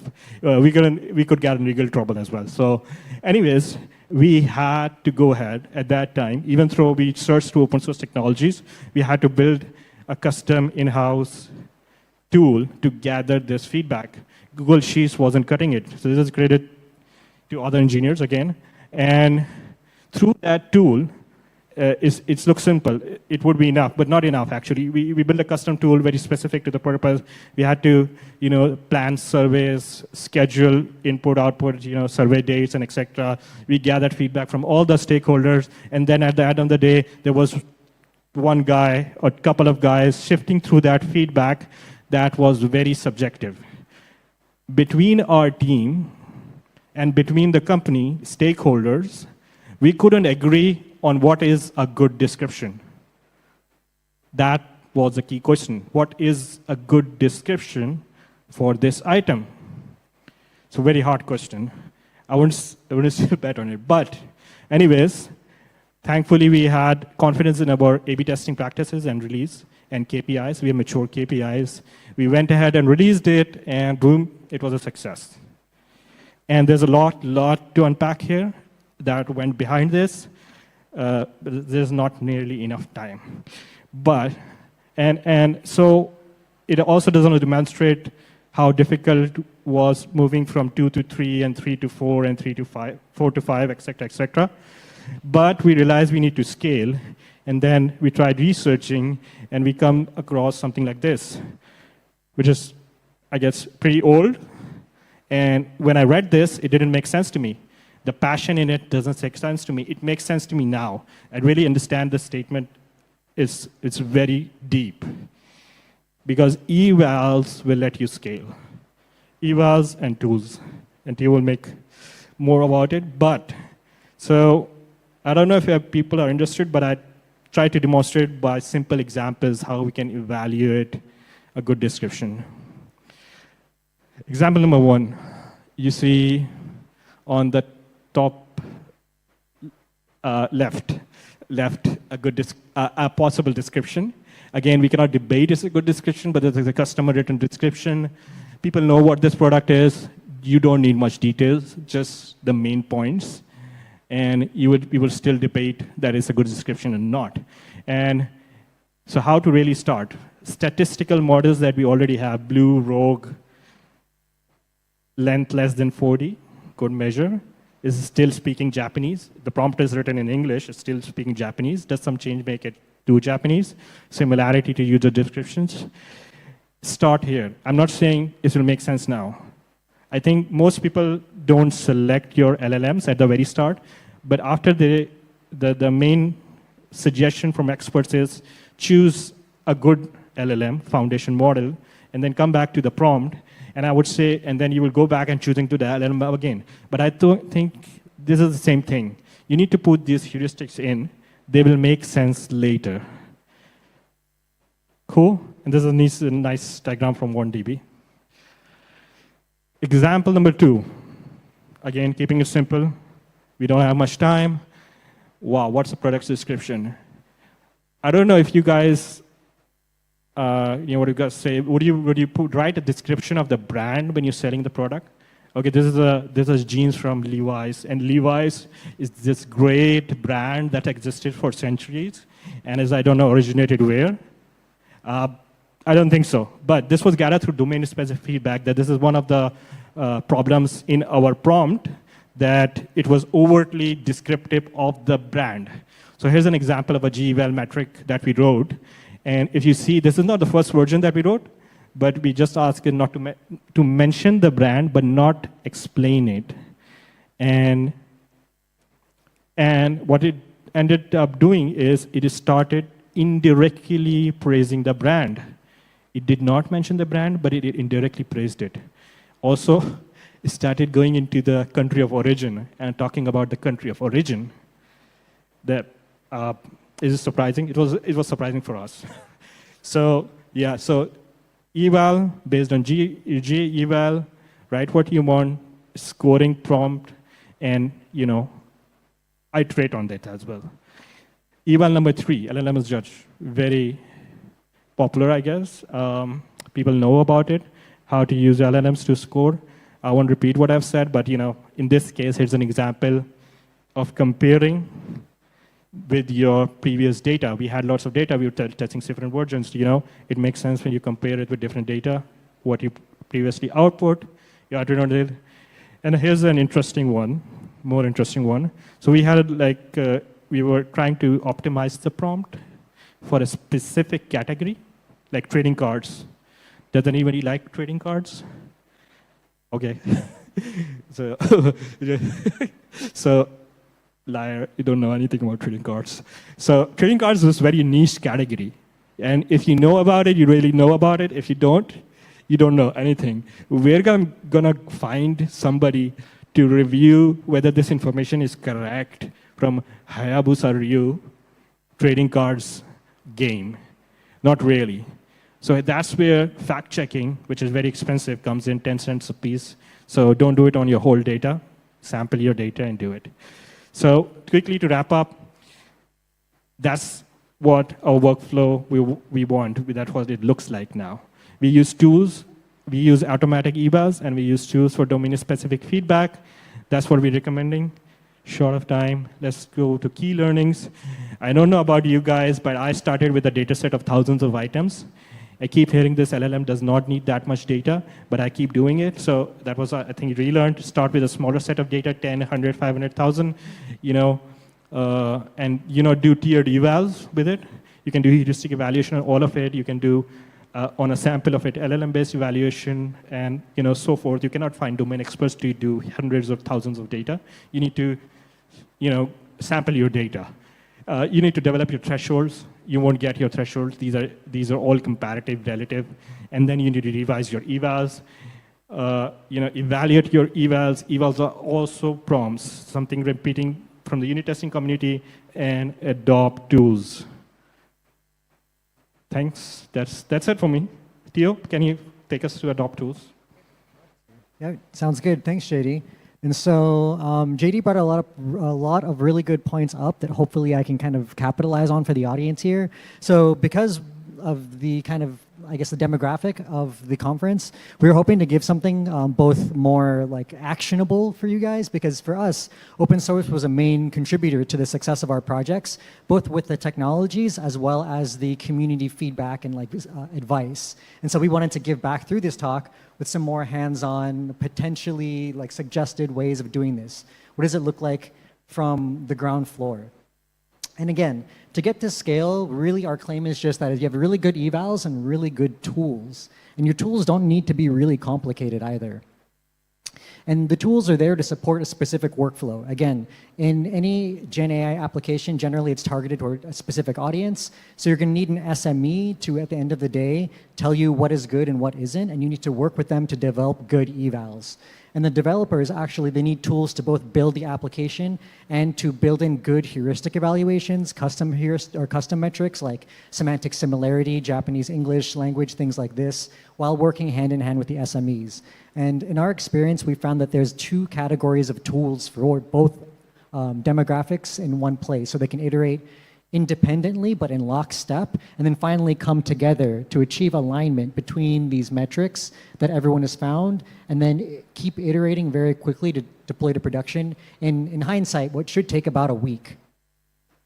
And so all the tools that we're going to talk about today, none of them are on this slide. So we really want everyone here to remember, just start simple, don't overcomplicate it, just whatever helps you move faster, whatever your scale is, whatever your team's problems are, and whatever the composition is of your team. So for developers, for version control, we can use Git. I think all of us are familiar with that. We can use JSON blobs for data, for logging the output and input from models, for loops over different models with different evals and prompts. For SMEs, you can use spreadsheets. This is how we started. You can maybe develop some simple UIs in-house for human feedback. There's a lot that are actually even outside of the people on this stage, the rest of our team, spent a lot of time doing this, and this was a big win. This took a week to do with ChatGPT or something, and so start here. But when these aren't scoped to your problem, when you need more, then here, this is what we used. So on the dev side, we used weights and biases weave, as JD alluded to earlier. Again, just to solve this problem of, can I just, in a few lines of code, do stuff? And so it touches on these main points of an MVP, observability, reproducibility, just to know what went wrong and where to move quickly, and then an easy way to add evals and to monitor that over time. I'm going to just breeze through this really quickly, but you have facilities to just try prompt A, prompt B against different models, and then you can compare between those different models and say, okay, well, what changed? And so you can have observability in both your input and your output, in addition to prompt management, so versioning. In this case, if I ran like 1 million runs, but I didn't change the prompt at all, I really only want to version 1 prompt because that's the only thing that didn't change at all throughout those runs. Same thing with code. Maybe the code changed. Maybe it's your pre-processing logic. You want facilities for that as well. And then data set management. For the data-centric part of the application development, you want to know exactly what's going into your model to really debug. The data is a place, a very high leverage place to spend a lot of your time. And because of the fact that it gives you all of these facilities to make it really easy, you can iterate really quickly. So in 2 weeks, you can have 22,000 or more runs, and runs that you can now track over your evaluations of, oh, I had model A, B, and C with some parameters. These are the metrics that changed. Here are some fancy numbers to know what went up, what went down.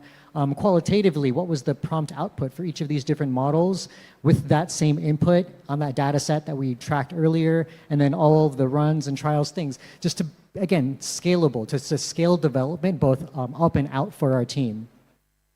And because of the fact that iterating quickly, again, in our experience, was success. So we had something where, oh, it's 2 o'clock, right? I said something and said, oh, here are some pictures of some evals. 5 minutes later on Slack, or the EM says, oh, that's great. I see exactly what's happening. Let's move forward in this way. It's that same night, I said, yeah, I did the thing you said. The evals don't look quite right. Oh, just kidding. A few minutes later, because I have all that reproducibility, all the tracking, I can say, I messed up. The evals look great. Oh, I found a reason why we had that one bug. Some input, output looked kind of funky. Again, on Slack at night, our EM can just say, oh yeah, that looks good. Let's work on this tomorrow. And so this is like in action what iterating quickly and succeeding looks like in a team base. And for SMEs, it's very similar. So we used a bespoke tool in-house that we can't show today, but our partners at Citadel Lens, they actually have a really great UI-based tool for SMEs that we think really exemplifies what a best practices ideal workflow should look like for them. And so again, you want something where SMEs can start with built-in metrics. They don't need to be developers. They can create manual metrics based on their own kind of insights, custom metrics for LLM judges based on templates, and then continually refine them over time. Speaking of over time, I'm up on time, but just for some pretty pictures, you can see exactly what their workflow would look like, and it makes it really easy for them to develop. So we want to tell the audience to start with strong foundations, whatever those are, observability, reproducibility for quick iteration, and then evals all the way through. There's a whole open source section here that I can't get into, unfortunately, but if anyone's interested, take a look at the slides. And thank you to the rest of our team. There's a huge team that went into this, and the open community that kind of was the impetus for a lot of the work that we've done here. Can I jump in here? Credits to Adam and Andre for the first prompt. Yeah. Sorry. Okay, thank you. Yeah, then it's okay. Adam and Andre for the most work at the first prompt that we developed, and of course everybody else as well. Thank you. Now, thank you. Yeah. Thank you very Appreciate much. everyone. That guy in the VLC hat is very distracting. It's good you guys covered it. Okay, next up are possibly one of our most important sessions in the morning, a coffee break. So we will meet back here in about 15 minutes at 10:45. So thank you. See you after the break.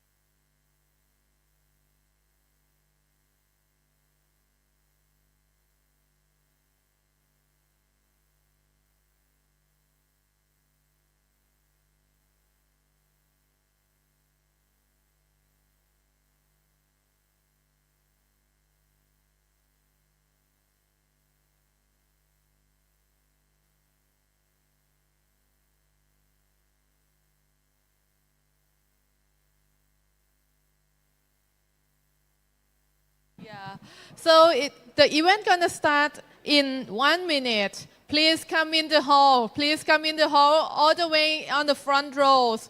Anyone outside, please come in the hall and we're gonna start soon. The next session gonna be excited. We have an honor from Roger Dingodine, who is the co-founder of the Tor Project, and he is going to give a talk very soon. Please come inside and all the way to the front rows as always. Thank you. Anyone have the Thai tea here now? Anyone know Thai tea? Oh, yeah. Probably. Probably. Stay tuned. Okay, please come inside. The station gonna start soon. Thank you. Roger Dingodine. Yes. Okay. Thank you. If possible, can you, when you speak, point to this screen? Because this one, not that one. Please come inside and fill in the front rows. Our speaker want to see your face and your smile. Thank you. Anyone from outside? Can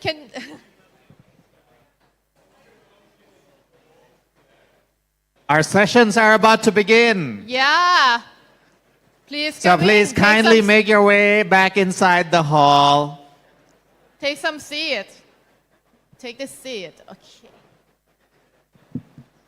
Oh, go back. Oh, okay. Yes, good. You are okay. We are so happy you're energetic. It means the tea and coffee is working. Yeah. Please come inside. Invite your friend to come inside, please.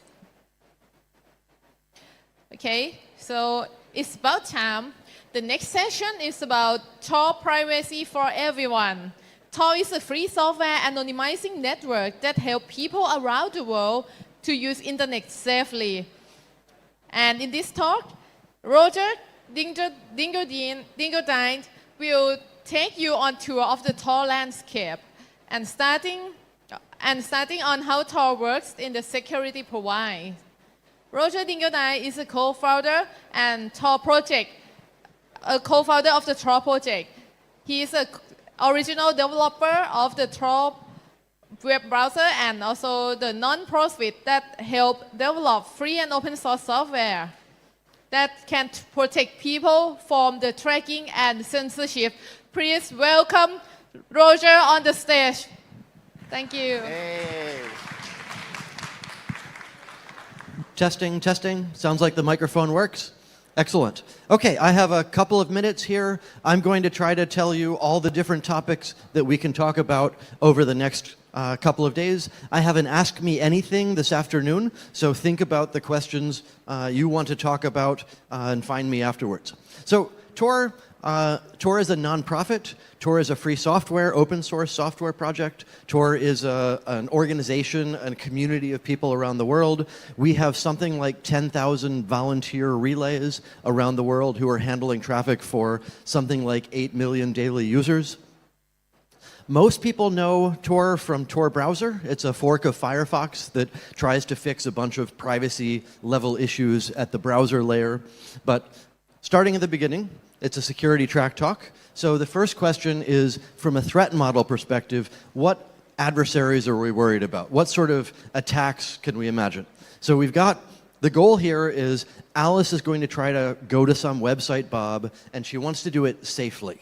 And by safely, I mean nobody watching Alice gets to know which website she's going to.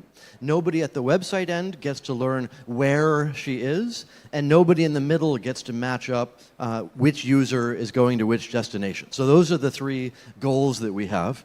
Where can the adversary be? Maybe the adversary is watching Alice's local network. Maybe they're running the Wi-Fi in this building. Or maybe they're the Thai telephone company monitoring all the users and what they're doing on the internet.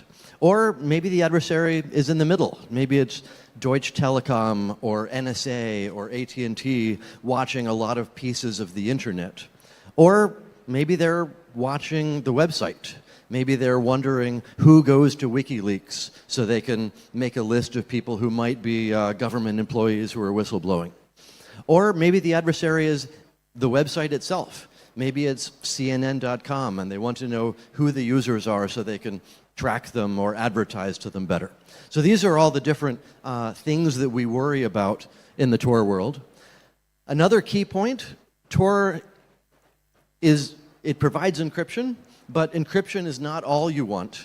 What you really want is not just encryption, but metadata security is what we'll talk about that in a bit. But when you're thinking of encryption, yes, you should use encryption, but even when you're using encryption to talk to a website or use instant messaging, people can still learn who you're talking to, when you're talking to them, how much you're talking to them, and that metadata is what people use to build lists and to figure out who they should investigate more.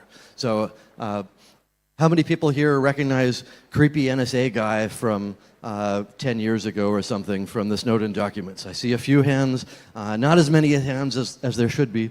So this guy used to run the NSA in the US, and his phrase is, we kill people based on metadata. And he's not threatening, he's not bragging, he's just telling you how it is. He's just explaining, yes, we use metadata, and yes, that's how we decide where to send the bombs. And part of the goal of Tor is exactly to protect this communications metadata. So people don't get to learn which websites you're visiting, who you're talking to on instant messaging, things like that.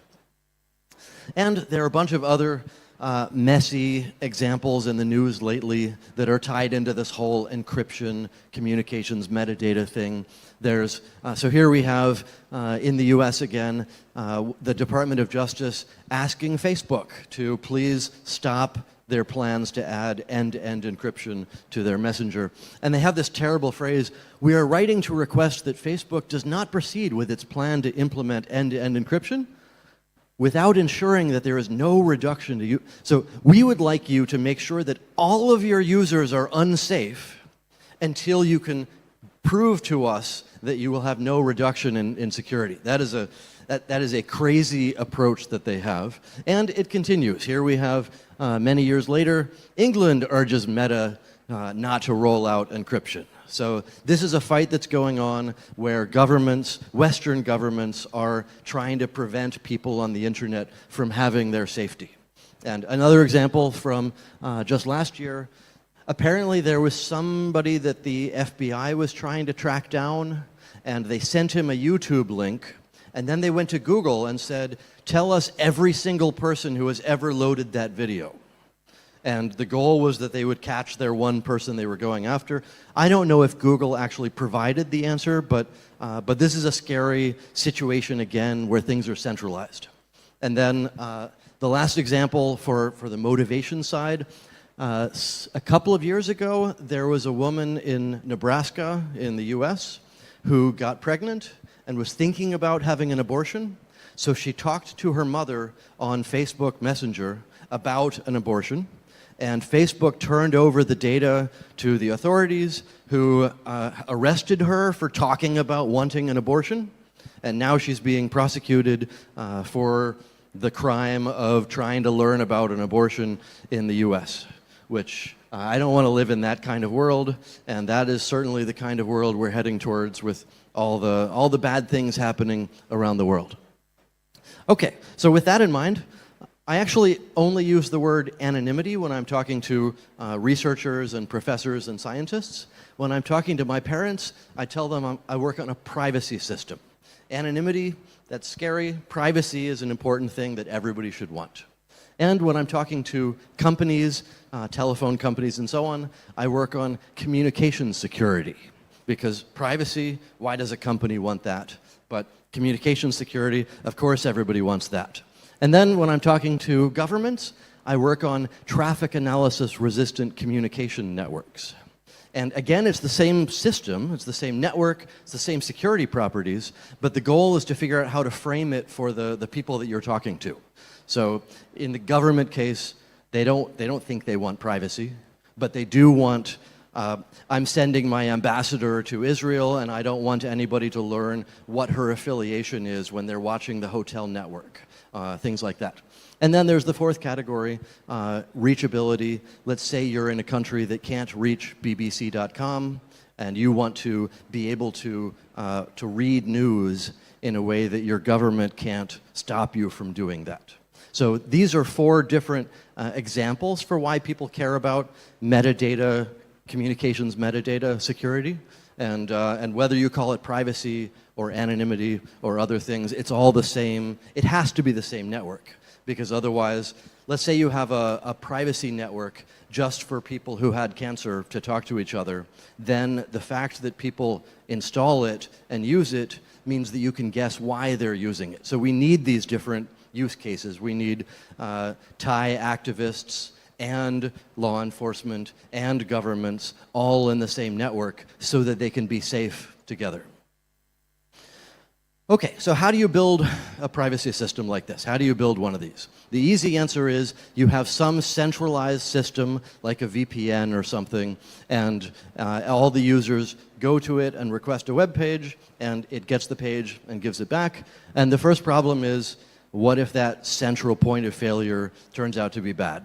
And the story is always the same. They start off saying, I promise I'm never going to look at any of your traffic. Okay, actually we do look at your traffic, but I promise I'm never going to record anything. Okay, actually we do log everything, but I promise I'm never going to tell anybody what I see. Okay, well, we do answer, like when governments request things, of course we answer that, but I won't tell other people. Well, okay, we went out of business and we sold the data to some data mining company, so, sorry. So at each stage of the VPN world, you see this problem with centralization.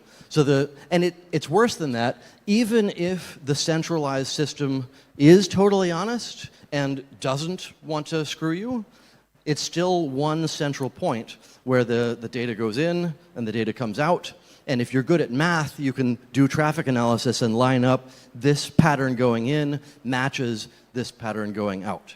So the problem here is the centralization.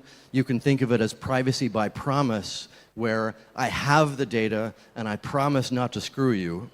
And I instead want privacy by design, where the architecture of the system protects from people being able to learn things. So the goal of Tor is to distribute the trust over multiple relays. And that means the first relay knows that you're using Tor, but they don't know what you're doing.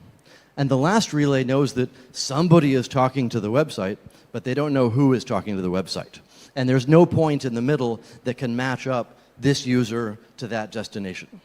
Make sense so far? Great.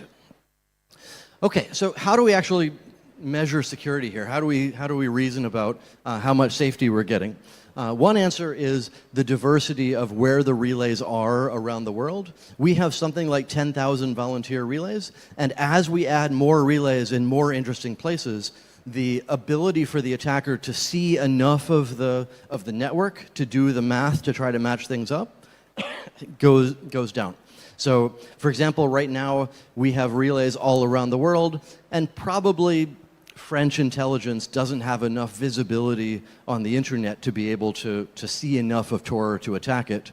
But maybe some combination of the US government and the British government and the Australian government and so on, they might still have enough visibility. So as we grow the diversity of where the relays are, things get safer. That's one answer. The other answer is diversity of who is using it. So we have tens of thousands of people in Iran right now who are using Tor. And the reason why it's safe to do that, they're not all political dissidents. Most of them are using Tor because they blocked Facebook.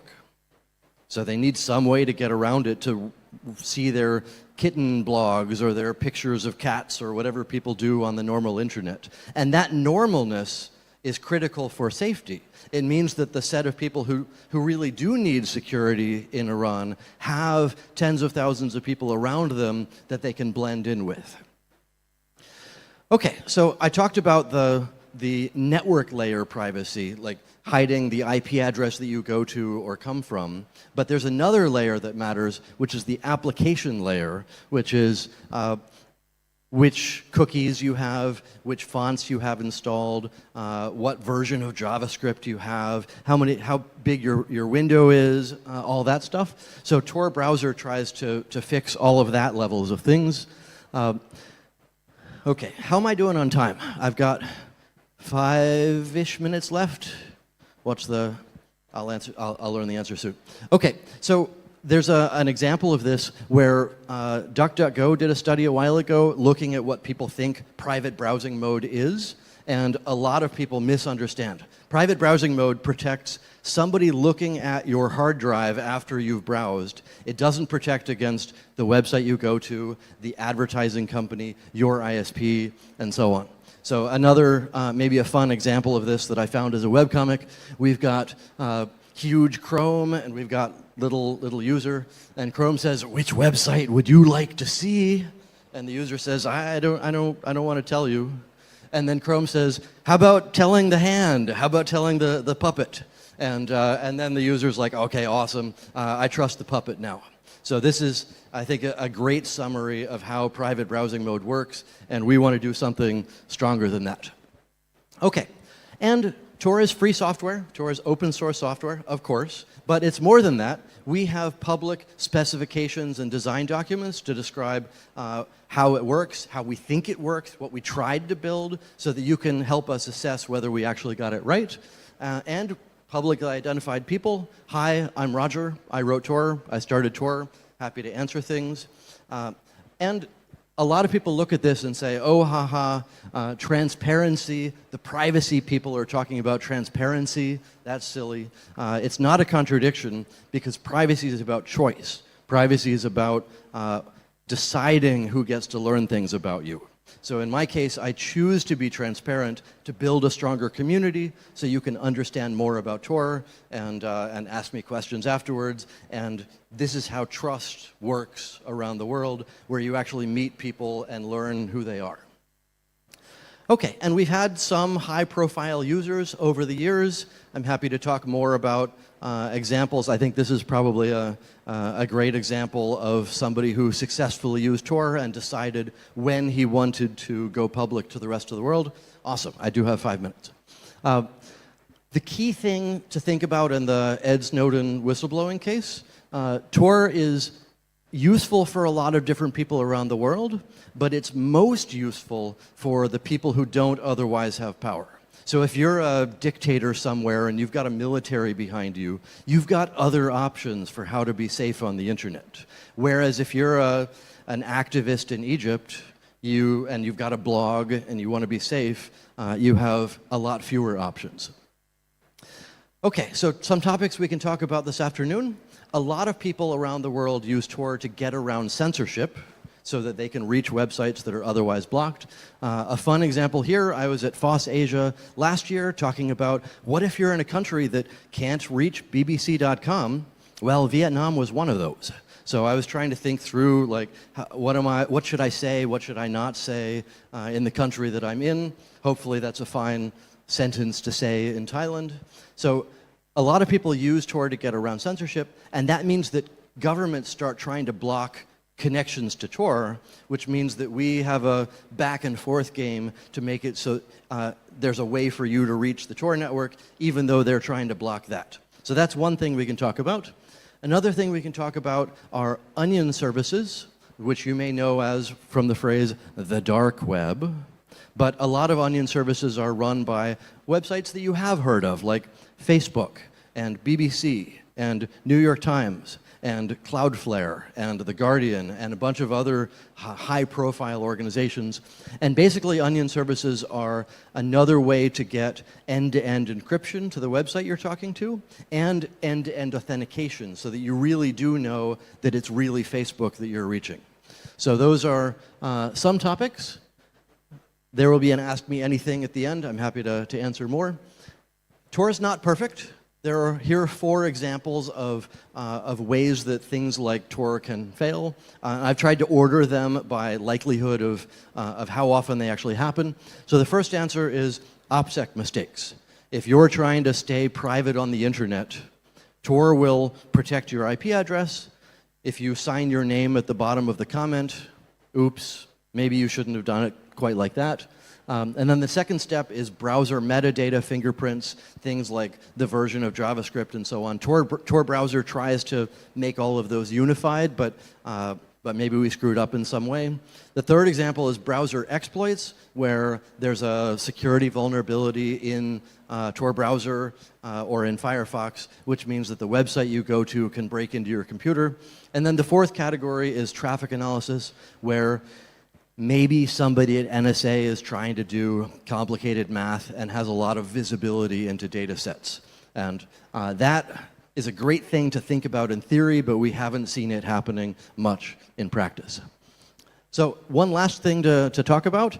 EFF, Electronic Frontier Foundation, is running a campaign to get people running Tor relays at universities. So if you're connected to a university, we have University of Philippines participating. But if you're connected to a university here, I would love to chat with you about getting a relay going. And I will be around this afternoon at 1:30 for an Ask Me Anything. Please tell everybody else about the importance of privacy, and if you can run a relay or a bridge, and if you don't know what that means, come chat with me afterwards. And please help us help the world have more privacy. Thank you. Thank you very much, Roger Dingeldine, for giving us a talk about the Tor project. Coming up next, it is the how to build a sustainable open source company. This session will invite Frank Karliczek, the founder and CEO of CloudNext. Frank Karliczek is a long-time open source contributor and former board of the KDE. He founded CloudNext and created a fully open source, decentralized alternative to big centralized cloud companies. And for today, please welcome him for the session, How to Build a Sustainable Open Source Company. Welcome.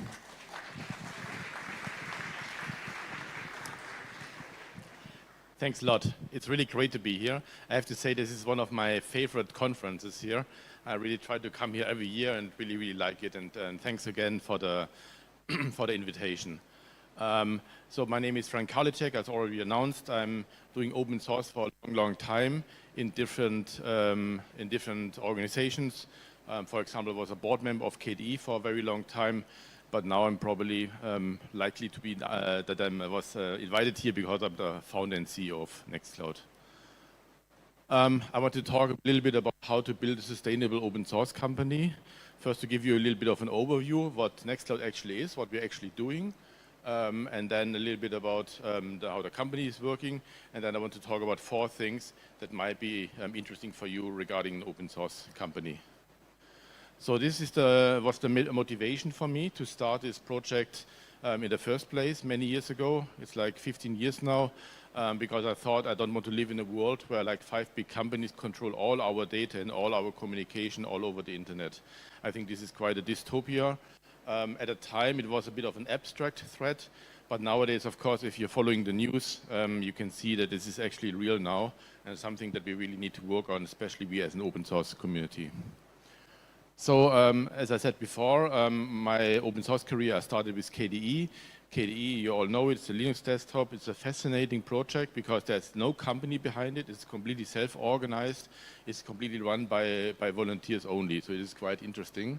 The challenge here is that, of course, people drop out regularly. For example, they're active contributor while being in university, and then later, when they start a full-time job somewhere else, they don't have time anymore. So there's a lot of there was a lot of churn there in the volunteer community, and I was always thinking, what can we do to make it possible to actually make it possible to pay open source developers full time, right? That open source developers don't have to do this as a hobby only, but really as a job where we can all do this as a normal job every day.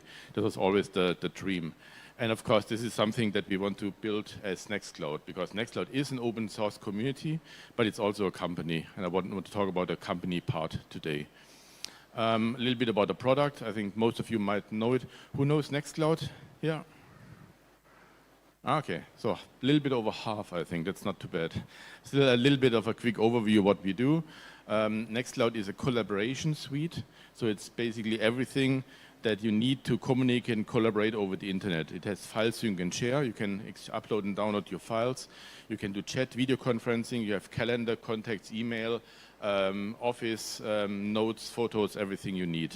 So this is why we have very similar structure than Microsoft or Google Workspace with Nextcloud Files for the file sync and share part, Teams, Talk for the Teams alternative for chat video conferencing, then Groupware, of course, with mail, calendar, contacts as Outlook alternative, and then Office. That's basically what we do.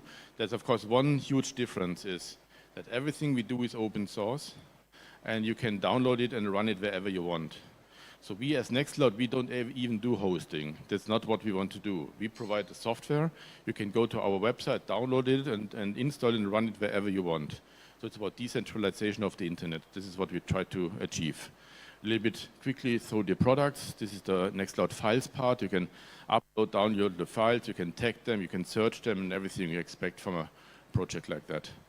Then there is Nextcloud Talk, which is for chat and video conferencing, like Microsoft Teams, and a very nice tool with all the features you expect. Of course, video conferencing. We have native iOS and Android apps, and also a native desktop app for Mac, Windows, and Linux.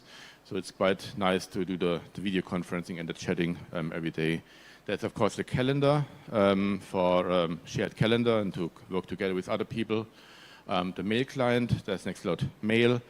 Then there is Nextcloud Office. This is something we do together with our friends from Collabra, where you can do collaborative editing directly in the browser of Office documents. Then there are a little bit more advanced features like our new whiteboard. This is where you can use to collaboratively work together on this on an infinite canvas here. And there are our AI features. So of course you have the Nextcloud Assistant, so completely local on your device. You can chat with the assistant and ask him to do things and ask for information, going through my mails and my documents and so on. So it's quite powerful thing. So this is the software from a community side. We're also growing nicely. We have over 500,000 servers active on the internet at the moment.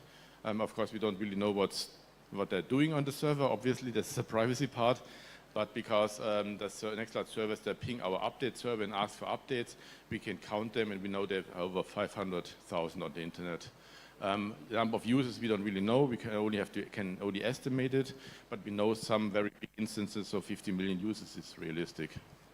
And of course, we have lots of contributors on GitHub to our code, which is really amazing. From a company side, again, want to talk a bit about a company here today. We are privately owned, so it's completely independent, so we don't have any investors, which is a good thing.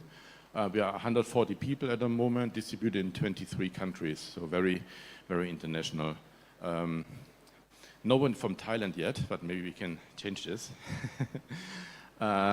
Yeah, and we are fully committed to open source, and we will never do anything else. This is the number of employees. We're growing quite nicely. This is because our positioning as the digital sovereign alternative to big tech solutions works quite well at the moment. And this is even before our best marketing person, Donald Trump, went into office. So yeah, I think the theoretical fear that we all were talking for 20 plus years, now we can really see why open source free software, digital sovereign solutions are super important for the future. Okay, so this was just the basics. Let's talk a little bit about how to build a sustainable open source company. Of course, there are 1,000 things need to be considered, and I don't even know where to start, and I don't want to give a lecture here. But I think 4 things I want to point out, which are maybe a little bit special, that maybe they're a little bit unusual compared to other startups. The first is that I really think you need to have some ethics, some fundamental ethical principles in your organization. Why is this important? Because I think it gives you meaning. It is not just a job. It's not just another thing you do for your living. Sure, it's good to have a salary, but I think what you do should have a higher meaning, and this is why ethical guidelines are very important. So from Nextcloud, from the very beginning, from the very first meeting, when we founded Nextcloud as a group, we gave ourselves some principles. And let's quickly go through that. The first is sustainability. So we want to be a company that is not optimized for the next quarter, but actually really stays around for many, many years. So it's optimized for sustainability and not quick profit. Privacy and security is super important for us. So everything we do is, of course, to protect the privacy of the users. And of course, we as a company always support it as best as possible. User-centered design. Maybe you know that some open source projects sometimes don't have the best usability. That's actually true, because in a lot of projects, design and user experience is not really that respected. I think with Nextcloud, we really try to make this a very important goal, to make Nextcloud as easy as possible to use. Trust is a very important thing. So trust means that in the Nextcloud company internally, we trust each other. We do fully remote work, as I showed you. So of course, you cannot really check when someone starts to work or ends to work what they're actually doing, but we work together on a trust level and a result-driven level, and this is very important in my experience. Open source, as I said, everything we do is open source, and it will also never change. It's one of our fundamental principles. Related are open standards. Open standards is also something that we always respect. If there's a standard that we can use, we always use it, as we do with WebDAV or CalDAV or CarDAV or ActivityPub or others. And if there's no standard, we need to create one, but then we also do this in the open. Decentralization is very important, so really that you build a decentralized web. This is also the reason why, as Nextcloud, we don't have a central server, but we really want to encourage everybody to host it themselves. Community is very important, as I said already. We work in a community-oriented way in public on the internet, but more about this in a second. Inclusion and diversity is something, and this is not just a theoretical goal. This really gives, in my experience, a really best company culture and a great way to work together and have better results. It works like for everybody on the planet, and that's one of our principles. And accessibility, last but not least, of course, Nextcloud software should be as easy as possible to be used by everyone. So these are the principles. I think it's very important to have them, again, because you really want to be more than just another company to make money for the shareholders. Second point, obviously very important, is the business model. It's of course one of the very, very important things to choose from the very beginning, how you do that. I did some research a few years ago. I think there's even an official Wikipedia page about lists all the different business models, from selling stickers to, I don't know, very creative things. I think there's only one business model which is working, and this is also what we are doing at Nextcloud, and that's what other open source companies like Red Hat or SUSE or MariaDB or many others are using. And this is basically the idea that the code should be 100% open source, 100% transparent and developed in the open. But there will still be an additional service on top, which is usually around support. So for example, from Red Hat, you can buy the Red Hat subscription, and it comes with support, special packaging, long-term support, and so on. And it's exactly the same thing we do as Nextcloud. So we don't do open core, so the software is open, it's available, but we build basically a package that is optimized for the typical home user, for the typical community user. This is our all-in-one Docker container. And then there are some other packages, some other things to use it, which are important if you run it on a Kubernetes cluster with 100,000 millions of users. Then this is something that our enterprise customers get. So this is a bit of the summary. As an enterprise customer, you get those five things: expertise, influence, compliance, security, and stability. Let's quickly go through it, but very quickly. So the first thing is, of course, the expertise. This means that as an enterprise customer, you have access to our engineers. And it's not going to some call center, but you can really directly access our engineers, and this is what our customers are paying for.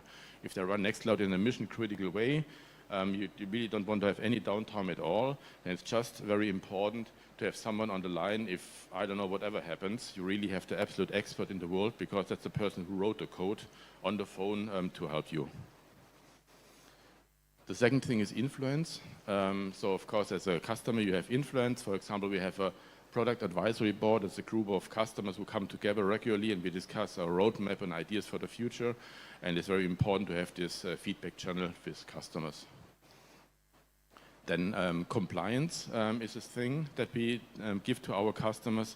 For example, there are certain certifications, and they're bound to certain releases, and this is something that our paying enterprise customers get, and community not. And security is also things that we get priority access to patches or information if there's a security problem found. So basically providing the services to keep the software secure. Stability is the last but not least the points you get as a paying customer, which is again priority access to some critical patches, long-term support and other things. So basically the summary is it's really important to pick the best possible business model for you, but I want to encourage to look at what others are doing and not invent something for yourself, because there are actually proven open source business models and others that work not so much. The third point I want to talk about is like architecture, and this is maybe a bit misleading. I think what I really mean here is you need to come up with something special about your product, and open source has the opportunity to provide like some disruptive technologies there, that you can do something that your competitor cannot do, because if you just develop everything the same as your big tech competitors are doing, just as a small company, then why would you win? Of course, you need something special, something unique. And in the open source space, we picked, of course, the decentralization and the self-hosted part, which is something that you cannot do with the big tech solutions. And here I want to talk a bit about one way we explain this, and this is the federation principle. So this is, of course, how a typical big tech SaaS solution works. You have a centralized server. Every customer connects to the server. Very easy. But you can see the problem. The organization in the middle is in full control of everything. With Nextcloud, you can have something like that. You can have lots and lots of like small instances, decentralized, self-hosted, but you can see the problem. They have isolated islands that cannot necessarily talk with each other. And this is something we solved with federation. With federation, you can actually share like resources between other people on other servers, and you don't even notice that a person is on a different server. So that's a very important principle for us. For example, it works with the federated sharing. This is a feature we have for many, many years. In the normal share dialog, you can type in the cloud ID of a different user on a different server. It's with the username at server instance, is similar to an email address. And then my server contacts the other server and say, hey, here's a share request, want to accept it, blah, blah, blah. And then you have a shared folder between the two different servers. Second example is social. We have Nextcloud Social at Nextcloud. It's a social network compatible to Mastodon, also using ActivityPub. Of course, this is also fully federated. And then in the last release, we added also federation support for Nextcloud Talk. So you can now invite other people to a chat conversation that are actually on different servers. So you can invite people from your partner company and they have a different Nextcloud to your Nextcloud, and you're all in the same server room. It just looks native. You get a normal notifications on your phone. Everything works like native, but the person is actually on a different instance physically. And with the last release, we expanded it to video calls. So you can now call people on different Nextcloud servers. You can again, with the share dialog, you can use username at server instance, and you can invite someone else into a video call, or actually if you call the person, of course with a security check first, and then the phone rings of the person and you can have a video call. So that's quite a powerful thing, because we also have a shared address book. Like we have a feature, it's like a global phone book basically, and as a Nextcloud user you can choose if you want to be listed in the phone book or not. This is similar to like a GPG key server you can imagine. And by default, obviously not, but in the settings you can say, yes, I want to be found in the phone book, and these are the information like name and email address, for example, that should be public. And then you list in the phone book, and then with other people you search you in the share dialog, want to call you, you show up there in the share dialog. So why I'm saying that, this is quite a special capability that big tech solutions can never do, because they are centralized, they are SaaS. So they can never do a decentralized approach like that. And I think as a tip for your upcoming business, you need to find something that's special about you, something special about open source that you can leverage. If you just copy everything the others do, then you will not be successful. And then the fourth thing I want to talk about is, of course, community. So again, if you're a small company, you don't have any people, you don't have any money, you don't have any resources, you have nothing, how can you get anything done as alternative to the big companies? Well, the solution is, of course, that you're not alone, that you're together with the community. and you can do things together. And we have a lot of people that are hopefully passionate about what you do, and you can do this as a working together project, basically. So we see Nextcloud standing on two shoulders. One is the community, and one is the company. And we both contribute to the same code to make it a product successful. So everything we do is on GitHub, not only the code, but also the pull requests and the discussions around it, test results, bug reports, feature requests, roadmap planning, everything. So everything can be part of it. Sometimes it's a bit surprising for new developers who join us from proprietary companies that are surprised that who is this person reviewing my code? I don't know this person. How can I talk to them? I don't know either. It's just someone on the internet. And this can sometimes be surprising for people who come from a closed source world, but this works very, very well for us on GitHub. Then, of course, if you don't really want to contribute to the core itself, you can also build Nextcloud apps that are extensions around it. And this is something that you can also get involved, and you can build all kinds of extensions on top of Nextcloud. Sometimes we go through the download statistics, and it's sometimes surprising what is popular. For example, there is this cookbook app, right, to manage your recipes. And this is actually one of the most popular apps that we have. I was really surprised about that. There are really over 400 very creative things there done by the community, and you can install it on your Nextcloud server with one click. And yeah, that's very cool. And then, of course, we also bring people together for the community building. So this is from the Nextcloud conference from last year that we had in Berlin. This year we plan to have it even bigger because we reached the capacity of the room there. But this is why we bring people together for a week to hack together, to make Nextcloud better, to push it forward. So summary from my side is, so I couldn't really give you the full manual how to build a sustainable open source business model and company, because at the end of the day you need to figure it out yourself. But I wanted to give you some advice that you can really leverage the community. You can really have a differentiator with the power of open source. And you need to have some ethical principles because you need to have a real reason why you exist, also as a product, and some other things. But I really want to advise you that going with an open source business model has many, many advantages. You're immediately part of a community. You immediately have like fans and like grassroots people who support you. So I think the notion that the open source business model is a problem because you give away your product, I think it's actually the opposite. If you do this in a good way, then open source business model is like a great way to disrupt the big tech companies. Thanks a lot.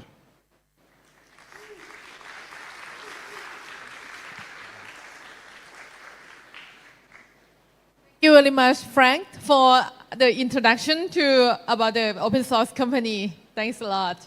Do we have time for a Q&A? Not really. Yeah. Any question here? We will have like 3 minutes for the question. Please raise your hand. Okay, 1 question, 2 questions. Would you mind coming here for the mic? Okay, we can do the queue. Frank, great talk. On external, say, plugins and communities, what are the key principles to building a external plugin community?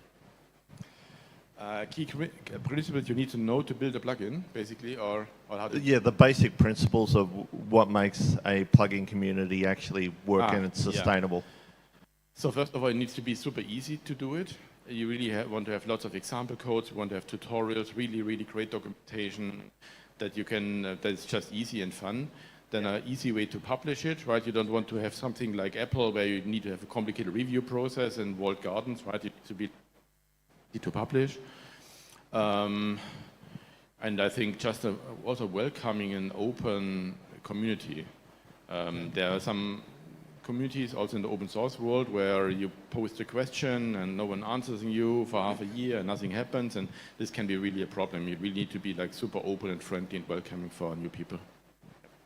Good, thank you. Thank you. For another question. Okay. Thank you. It was a great talk. So my name is Nitish Tiwari. I'm from Gartner. I wanted to ask you that, we see a lot of thoughts about business models in open source. Every company is trying to do something. We have seen open core. We have seen shifts to source available licenses. We have seen, commercial support as well. do you think that Red Hat and companies like you have actually created that by wrapping the open source software under an enterprise per user license, which turns out to be the best business model ever? Do you think this is the best business model ever, or do you think it's still the open source communities and companies are still trying to build a good business model out there? Yeah, that's a very big question. I can talk about it for an hour or longer. Yeah, this is a big question of the last few years, right? That, I don't know, classically we have open source, which is clearly defined by the Open Source Initiative, what it is. There are certified licenses and it's pretty clear what it means. But nowadays we have these creative excuses to get around it with like the license changes and some weird open core structures, and I'm not a big fan of that. I don't like it because it's also false marketing. I mean, it's fine to have a proprietary solution, but then call it open source, because it's not. So we need to be precise with how you call it. I don't like it. And at the end of the day, I also don't believe that they're successful, because you need to create some kind of win-win-win, like you as a company and the community and your customers. At the end, everybody needs to be happy. If someone is not happy, then the whole thing is not working. Thank you. Thank you. Thank you very much. So it's time for the next session. The next session is the fireside chat, from code to career. How open source can change your life. This will be the fireside chat. Please welcome Chung Wei Tat, Project Lead and Summit Organizing Team, FOSSASIA, Marco A. Gutierrez, Software Engineer at Intrinsic, an Alphabet company, and Peter Membray, Chief Research Officer from ExpressVPN. Please welcome to join the fireside chat. Thank you, thank you.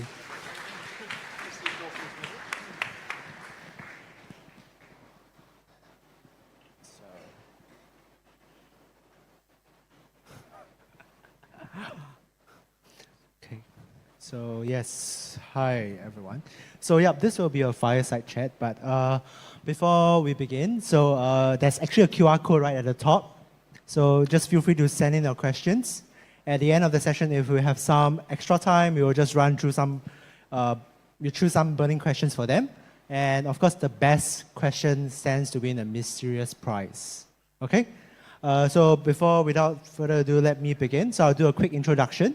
So I'm Wei Tat, a long-term FOSSASIA contributor, supporter. I think near 10 years, maybe not there yet, but yeah.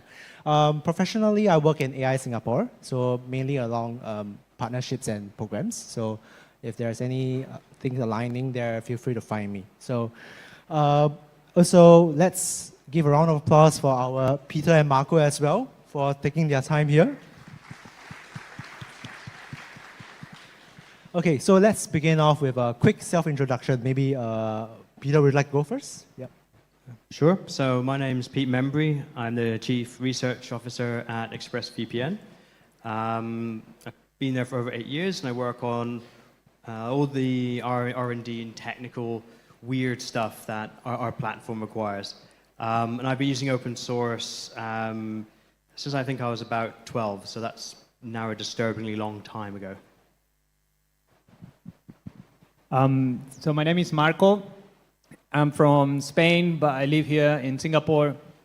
I'm involved in mostly the robotics side, and even though I got into open source early when I started studying computer science, it was more when I got into robotics where I really started being more part of it, not just a user, and that was like when I was like doing my PhD, and then I got into it for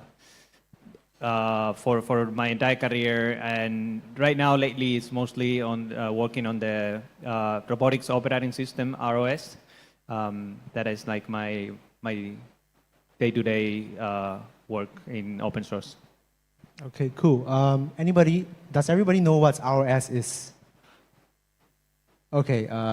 Okay, so maybe not a lot. Maybe Marco would want to elaborate a bit more what's ROS. Right, so the robotics operating system is not an operating system. you gotta be careful what you name things. It's basically a framework. It runs on top of any Linux system, Windows, Mac OS, and basically it allows you to set up the entire stack for robotic systems. And because the community is very large, you have access to a lot of state-of-the-art algorithms that you can just set up. You can basically, if you know how to handle it, you can set up a robot, map a room, and have it moving around in just an afternoon. Okay, cool. So I hope that answers some of, or for those who actually don't know what ROS is, yeah? Okay, so first off, so I've prepared quite a number of questions for both of you. So because this is also part of career, right?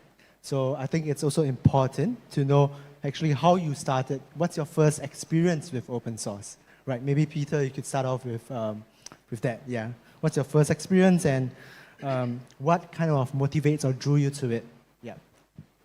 So kind of my first experience with open source was almost accidental. I was learning more about like networking and stuff. So I was interested in doing web design, so I needed a web server.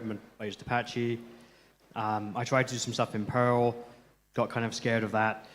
Found PHP, which looked a lot simpler, and then realized a lot of the challenges that I had with Perl could go away if I used a database. So I needed a database. And so back then, I didn't really fully appreciate the value of what I had, but I was able to already build platforms and tools that a business and a school were actually using like on day-to-day production effectively. And it was around actually that time that I started really appreciating how easy this was. We actually had an issue at the school where I was semi-working, semi-a-student, and we had a networking issue. And we tried to call out the company to come fix it for us. We had a big event the next day, which is always the case. And they said, sure, we'll do that, but it's going to cost you this extortionate amount of money. And I'm like, well, we're a tiny little school. Like, can we get a discount or something? The answer was no. And at that point, I actually studied for the Red Hat Certified Engineer. So I was actually able to go to school and say, hey, look, I can't fix this, but I can give you something that's going to be good enough. Tomorrow's going to look great, and then you can book these guys in on a normal schedule and it'll be a lot cheaper.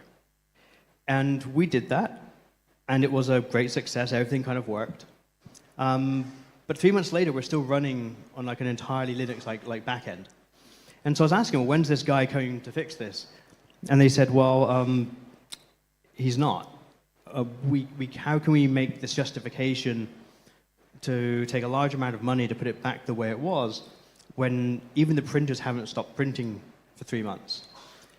And so when you can convince a school that has no real interest in tech to keep a completely open system, even though they don't fully understand it, but can see the value, yeah, that's really what drew me into it. And ever since, I've been trying to do the same thing wherever I go, add this value, and then also kind of bring back into the community. Okay, that's very insightful. So is that somewhere aligning with, because you were mentioning earlier about networks, right? So ExpressVPN is also about networks. So is that something along, I think ExpressVPN has this thing called lightweight protocol, right? Is there something along those lines where, how deep, maybe how, I'll put it in a way, how deeply involved were you with lightweight? Is it because it's an open source library, it's an open source repository, people can contribute, right? How do you actually, did you got, how do I put it in a way where, how does lightweight plays a part in actually the open source? Yeah, that's actually what I want to convey, yeah. Sure, so, so lightweight is ExpressVPN's VPN protocol. It's the primary protocol we use. Over 98% of our users are connected with lightweight, and we secure billions of connections every few months. We transfer ridiculous amounts of data through it. But why does it actually exist? I mean, I have a whole talk on that, and it's which I won't bore you with now. But basically, we Express, like many other now popular VPN platforms, we're all based and we all grew on open source. Almost all of them offer OpenVPN, for example. And around 2020, when, say, WireGuard started getting really popular, and WireGuard was amazing. It blew everyone's mind with how fast and how easy and how lightweight you could make a VPN. And so some providers were moving to WireGuard as their main protocol. But the problem is, if you're trying to do point-to-point with WireGuard, it's easy, and it's really nice to set up, and it's easy to scale. When you've got many thousands of servers and millions of users, doing WireGuard the way it's meant to be it's not fun. So what we wanted was an alternative. We wanted to go have the core and the benefits that we've had with OpenVPN for a decade and take all that knowledge and experience. But we also wanted the new shiny speed and security that WireGuard was having. And nothing really kind of fit that need. So as with many open source projects, we scratched our own itch and we said, okay, well, what is it that we need to deliver the best experience that we can deliver? And then it was created specifically for that. How it applies to open source is, as a company built on open source, it just made sense to us to release it. Obviously, it helps improve trust, but also, like, critically, we benefited so long from using OpenVPN. We've got this new thing. It might be beneficial for you. Like, it might be nicer, it might be faster, it might be easier. And so we thought, well, the only right thing that we can do is, return this, from whence it came almost. Okay, thank you. So we understand also there's quite a number of misconceptions about open source, right? So I think this question is for Marco. Given working with ROS and maybe other open source projects, what are some of the common misconceptions of developers that you have identified? And actually, how do you think they can overcome them? Yeah. All right. Misconceptions about open source. I think one big one that we have, and I found quite around Singapore, is that you can't do business with open source.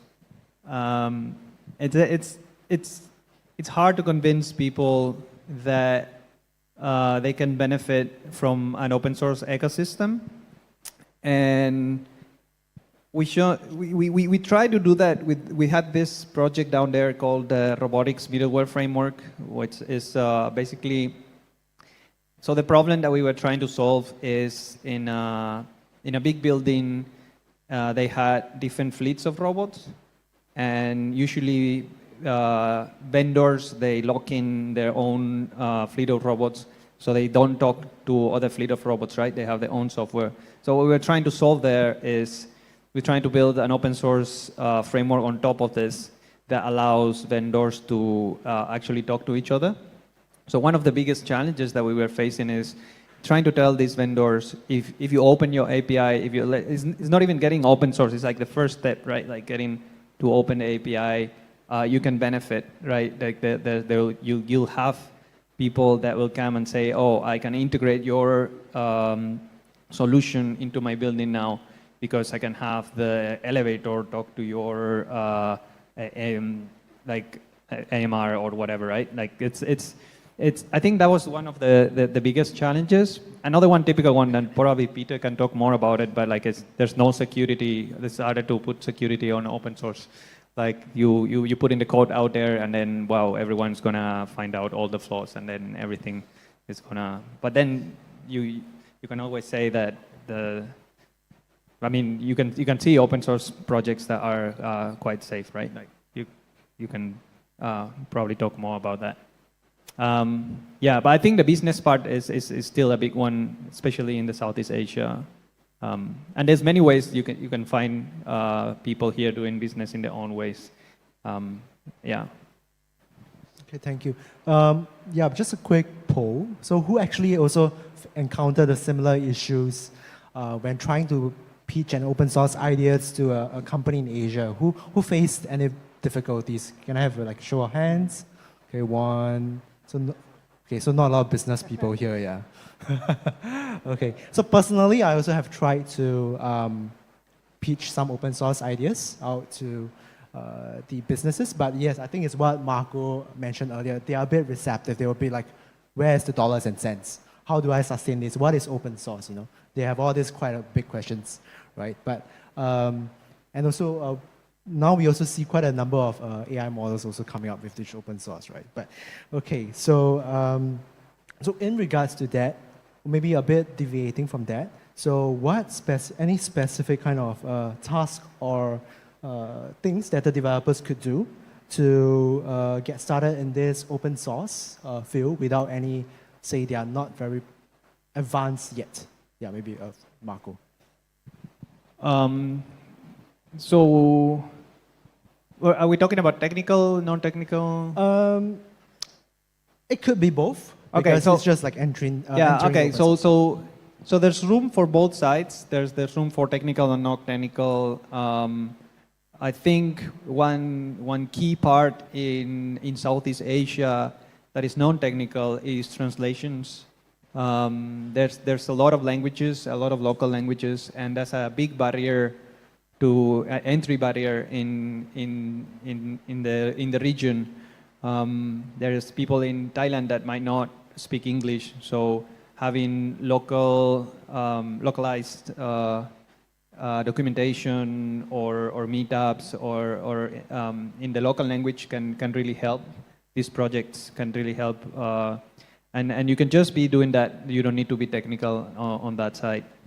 I mean, on the technical side, the natural way to get started is to start, I would say, as a user. I mean, that's why how I started. Just try to check out what projects are open source. Try to figure out a bit how the entire thing works. And then if you have the knowledge, then usually it will just come natural from there. Like you need something, you want to fix something, or you're using certain project that you think is cool, and you think it will be even better if there's some extra feature that can be added, then it might be your opportunity, right? Yeah, and then just build that from there. So it's one good way to start. It's actually contributing to FOSSASIA projects. Yeah, I think FOSSASIA has quite a number of projects. Event I think the one that you guys are using at the check-in is actually also by FOSSASIA. I think the Event team is working very hard on that, and of course Pocket Science Lab and etc. Right? So yeah, moving on. The next question would be actually, what are some of the strategies that developers could use to demonstrate their open source experience during interviews or networking events? Perhaps Peter could answer that question, given you're like a international corporation. Yeah. Sure. So, we actually actively hire from around the world, and part of our general process is to obviously to talk to people to try to understand. Their skill set, what they're trying to do, what they're trying to achieve, and how they want to get there. The problem is with any sort of interview-like process, it's by definition a kind of requirement short. So both because you don't want to stress the candidate and you don't want to stress the people actually doing the interviews, you don't have much time. And CVs are very two-dimensional. They never capture exactly what you want to capture. One thing which is extremely useful, and really it's open source that makes this even possible, is to create and then list any of those sorts of things that you've been doing. So for example, if I get a CV from someone and it has a GitHub profile, for me that's really easy because I can go click that and just have a look around. Now we had one candidate who looked amazing on paper, and we were like, okay, well, we want to do a trial project to see, can he do half these things? But whilst we were going through the interview process, we went to his GitHub account, And we saw that he'd written a Game Boy emulator, he did a custom implementation of Lisp, he'd created his own RISC-V processor, and he developed a couple of different language tools. So, yeah, we skipped the Tor project because there was nothing we could come up with that would beat any of this. But what was key was that you could now see over the period of years how this guy had developed his interests, his skills, how he'd handled people putting in PRs, how he built up a community. All of that stuff, which is really, really, really hard to communicate in an interview, was there for anyone to look at. And because of the way GitHub works and the internet works, everything was kind of like nicely audit trailed. So oh, he's done a couple of talks. Oh, he's written some published papers. Well, there's the published papers. There's the recordings of the talks he did. All of those things play a big part. One easy way to get started is if you're new to a project and you hit an issue, there's a bug, or it was just fiddly to get it installed. Maybe getting it to work on your machine isn't well documented, and you figured it out. Share that. Put that on a blog post somewhere. Put it on GitHub. Put it somewhere. Because I guarantee that if you've hit it, other people have too. And right away, it's showing that contribution. People still have this kind of mindset from, let's say, like the old days where if you were an artist and you were painting a picture, you would never show your work in progress. You would show the final item. Today, though, you can show the entire progress, and that's often more interesting than the end result. So, cool, it's nice that you want to build this amazing thing, but how did you get there? What issues did you hit? What resources did you find useful? If you document your journey, because you won't be the only one doing this, other people will find you and will learn from you. And that will then spread your I won't say influence, but passively your knowledge will kind of benefit others. But also when it comes to interviews, there is now a paper trail everywhere of all the kind of cool stuff that you've been doing, all the interesting things you played with, and the content you've created. Okay.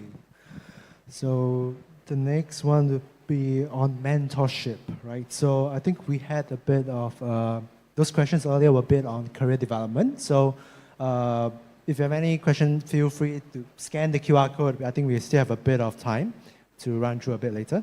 So I think the one more question for Marco would be, how do you actually find the right community to go to for mentorship? Yeah. The right community for mentorship. Okay. I think initially, I think it has to be first like what's on your interest, right? Like there has to be some project that you like. There's in software engineering, there's many fields. So once you figure out what part of the entire ecosystem is on your interest, and then you start, as I said, I would say you start as a user, you start seeing what projects you like, and then I guess the natural move would be just to look at open source. You look at the source code, and then try to get an idea of how the project works. I think that's an important way. There's many governance models among the projects, right?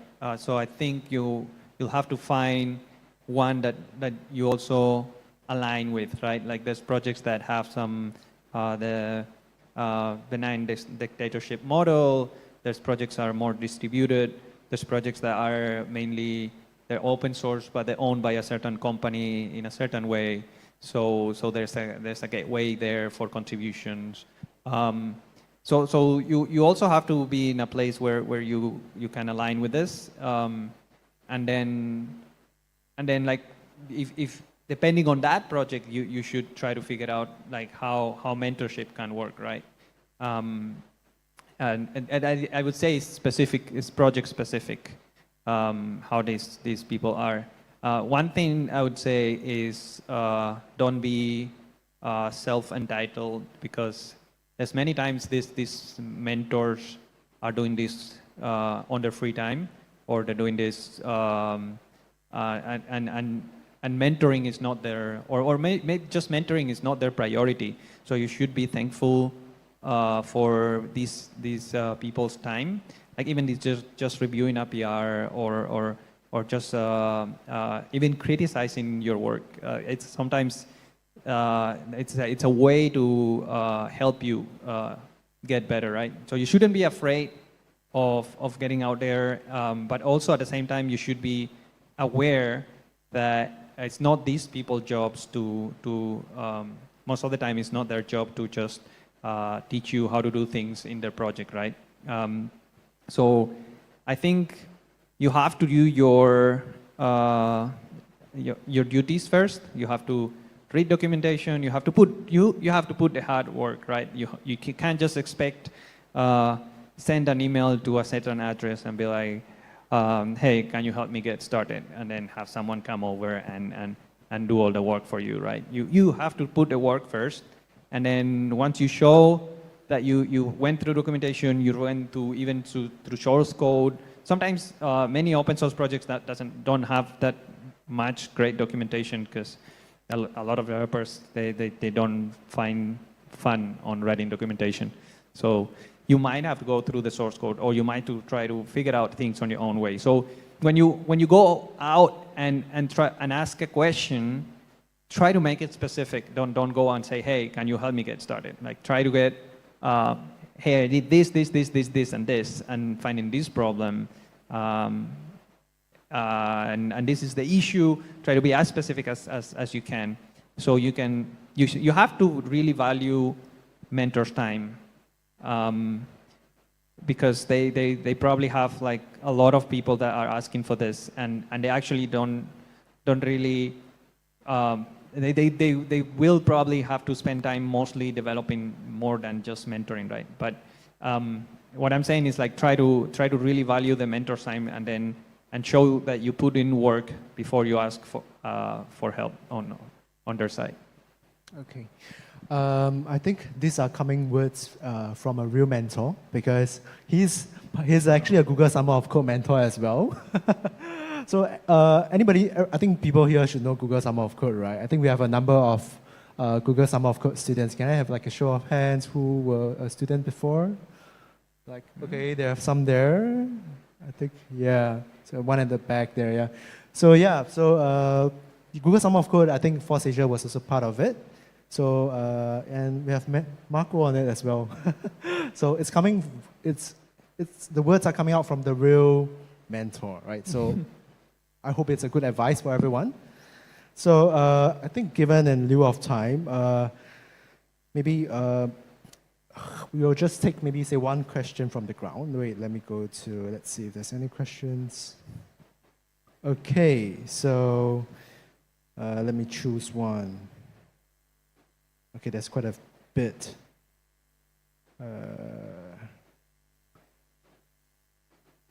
Okay, well, it's quite a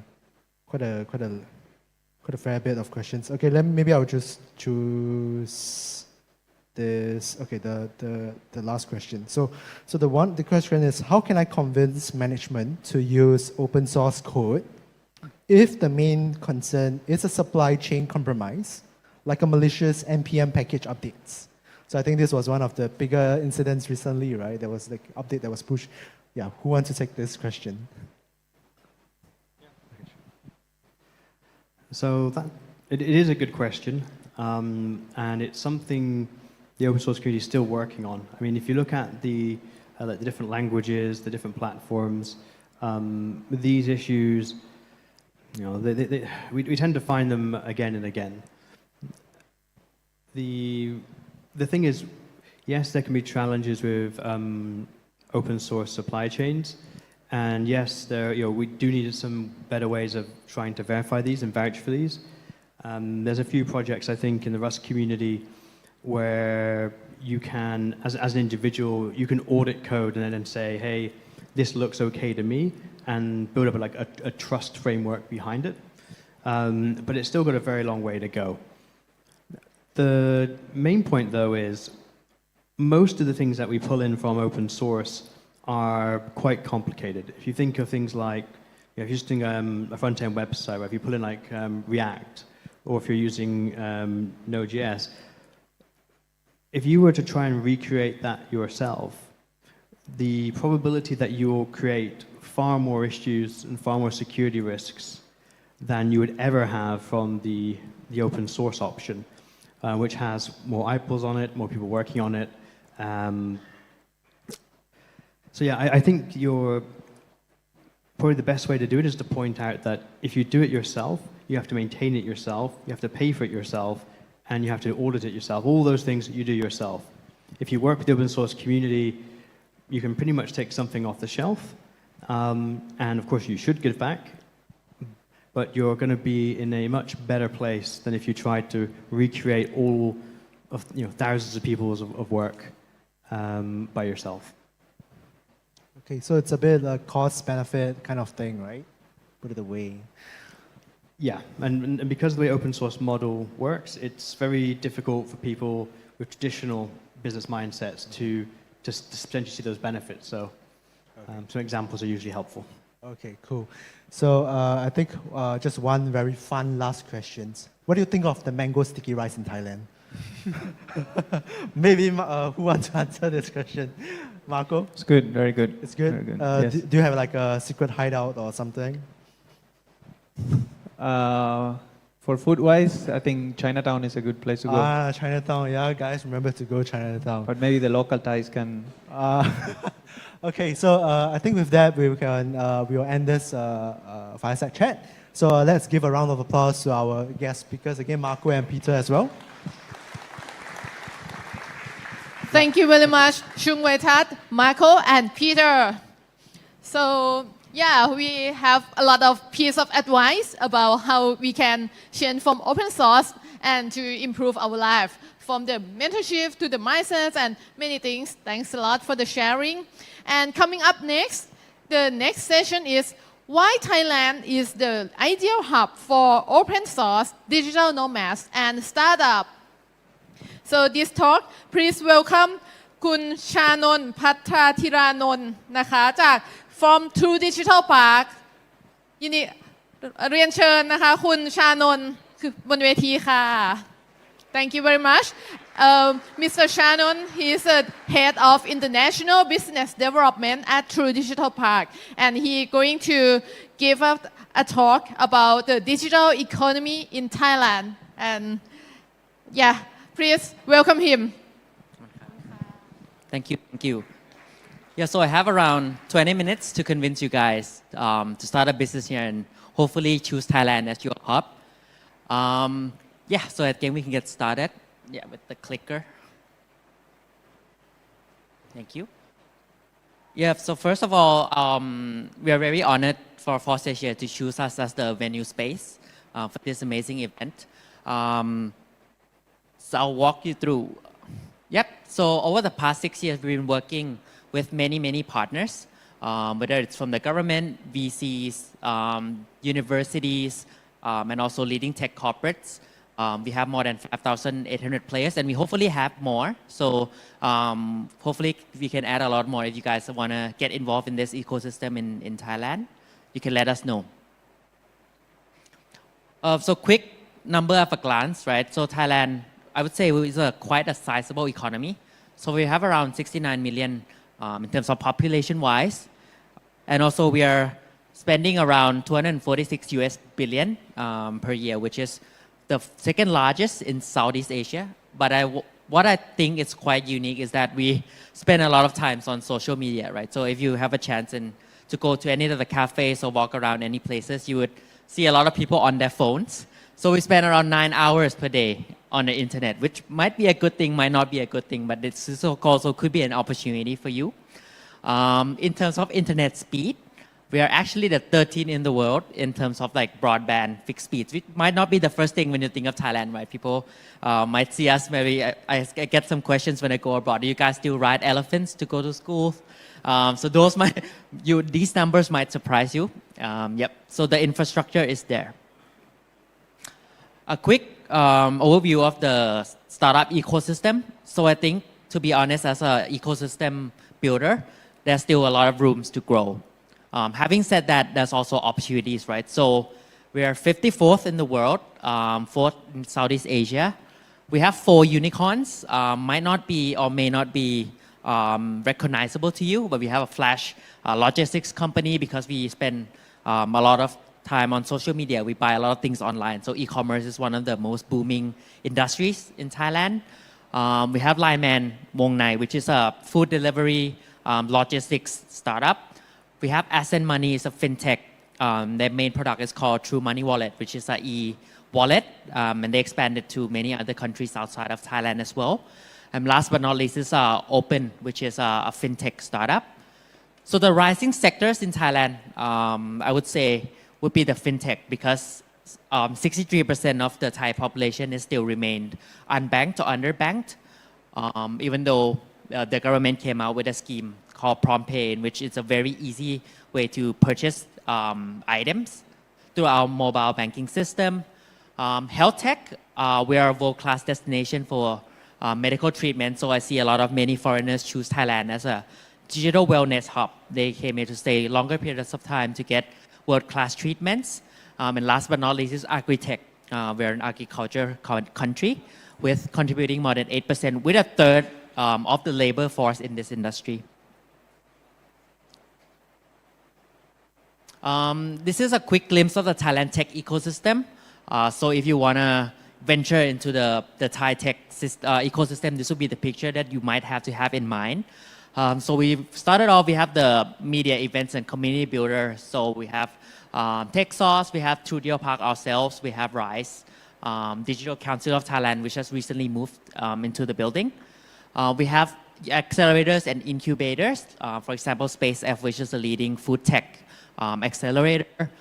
In terms of platforms, we have the National Digital ID, we have the PromptPay system that I mentioned to you about. Regulations-wise, the government, the 3 main bodies that you have to be aware of doing business here as a foreigner is the Digital Economy, DEPA, the National Innovation Agency, NIA, and last but not least, the Thailand Board of Investment. Talent-wise, these are all the leading Thai universities, in case you're looking for interns, hiring employees, or finding partnerships with. And fundings in Thailand is quite dominated by corporate venture capitalists. A lot of the big corporates have their own CVC arm, in which they're the most active in Thailand. So why Thailand, right? So maybe why did I put these 2 pictures? Any show of hands, you guys know any of these at all? Yep. So we have Mudeng, right? A very famous hippopotamus, pygmy, and also butter bear, which is recently popped up in the news. But Thailand is known to be quite a unique country. So these are the things that apparently became very famous. Nothing to do with tech, nothing to do with knowledge, but sometimes in Thailand, some unique things manage to become popular. The first reason is the competitive cost structure. So this is no secret. The cost of living in Thailand is relatively cheap. So you can, a family of 4 estimated at only about $2,100 without rent per year. A single person can get by comfortably, I would say, even in Bangkok, around 20,000 Thai baht per month, or around $600. And last but not least, the cost of living in Thailand on average compared to the United States is almost 50% lower.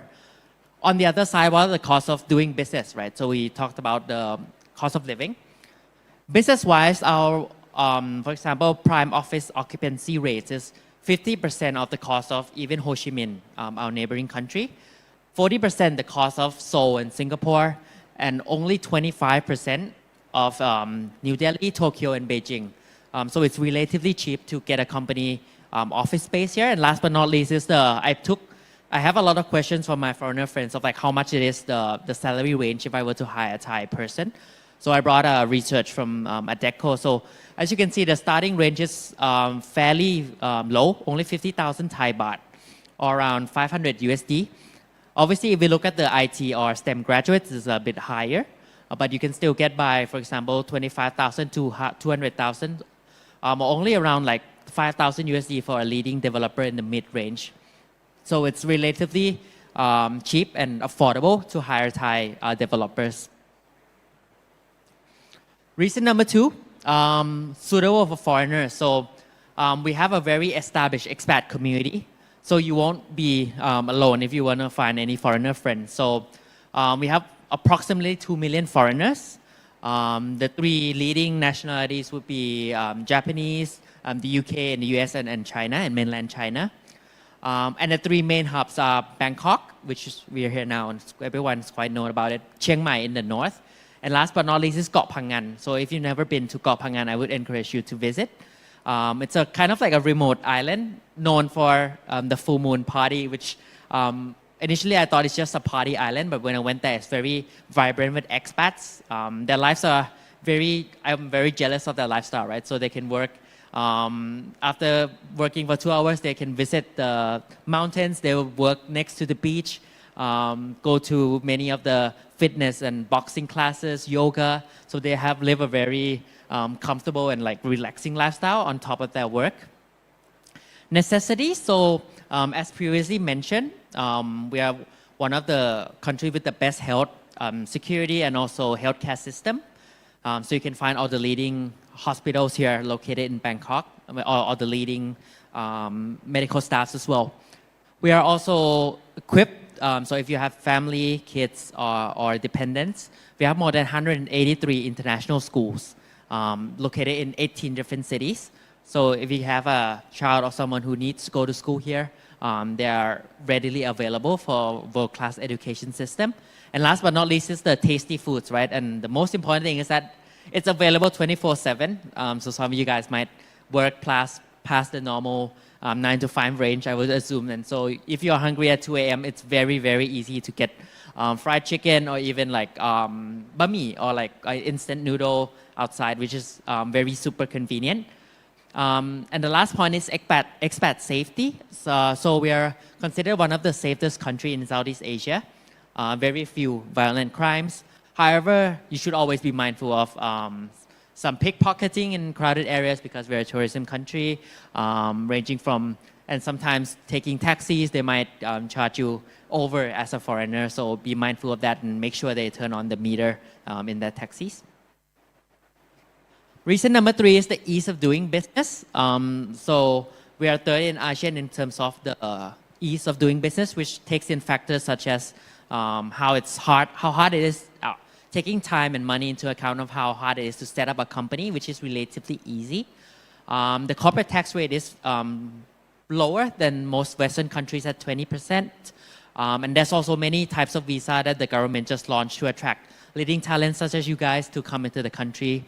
For example, the SMART visa, the long-term resident visa, and the newly launched digital nomad visa, which is you can stay in Thailand for 5 years with very, very little application fee and very minimal requirements. And also in terms of company formation, the BOI also has a scheme where you can so normally if to open a Thai company, you would need a 51% Thai ownership. However, the the government has a program in which you're eligible to apply if you fit into the scheme, that you can be 100% owned foreign ownership. So in case some of you want to start a business here, and we're home to many international corporates. However, having said all of that, these are the challenges that we foresee. So, and I think we're currently facing. So we're still shortage of talent. So we're still lacking of tech talent, STEM graduates. We're still relatively low in terms of English literacy. And also we're having an aging population and lower birth rates. So we're becoming an aging population in the near future. Funding, so there's very limited access to early stage funding. Taxes on startup investments, risk-taking culture. So I think Thai, we're still a conservative country to a certain extent. So the idea of doing open source, the idea of doing startups on your own is still a thing that we might have to convince our parents who might not be comfortable with that. So a lot of talented tech developers, graduates, or entrepreneurs are still choosing the corporate route instead of going to venture out and doing their own thing. And a lack of role model. So we have little to no, I would say, startups or founders or developers that are role model to these younger generations. Yeah, so how does that all come in? So We are trying to build a space here at Studio Park where everyone can exchange knowledge, collaborate. So we have many types of services. We provide event space such as this one. We have experience center. So after this, if you have time, I would encourage you to walk around our facility to see all the leading companies that open their showcase areas for people to walk in and form partnerships. Yeah. For example, we have an event space. The biggest one is this one, the Grand Hall. So in case you guys want to hold any sort of events, we're very open. And sometimes even sponsor, because we really want to build a tech community here in Thailand. Yep, so these are kind of like the example of companies that we have in our building. So we have companies from across the globe, big corporates, Dow Chemicals, Google from the United States. We have Ricoh, Mitsubishi Electric from Japan, LG and Hyundai from South Korea, ZTE from China, for example. All these have a showcase area. So if you're looking to partner or plug in your solutions or open source solutions with these big corporates, they're always looking. So if you have time, feel free to walk around the building or even talk to our team outside. Having said all that, right, navigating to a different country might be a hassle. So we provide all the service, I would say one-stop service for you. So we have the incubation program. We're an authorized visa certified agent. So if you're, hopefully, I can convince you to stay in Thailand for longer, right? So these are the options for you. So if you're interested in any of these visas, we have a booth outside located for you. Yep, that's it for my talk today. Thank you very much.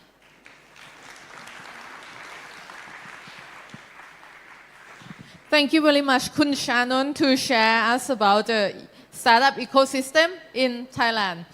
And the next session is the most energetic one because the next session is for lunch. We will go for lunch and we will be back at 1:30 p.m. Yeah, have a good lunch, everyone. Enjoy Thai food. Yeah. Thank you very much for the first session, for the welcome to FOSSASIA, and more session is waiting for you in the afternoon. See you at 1:30 p.m. Thank you.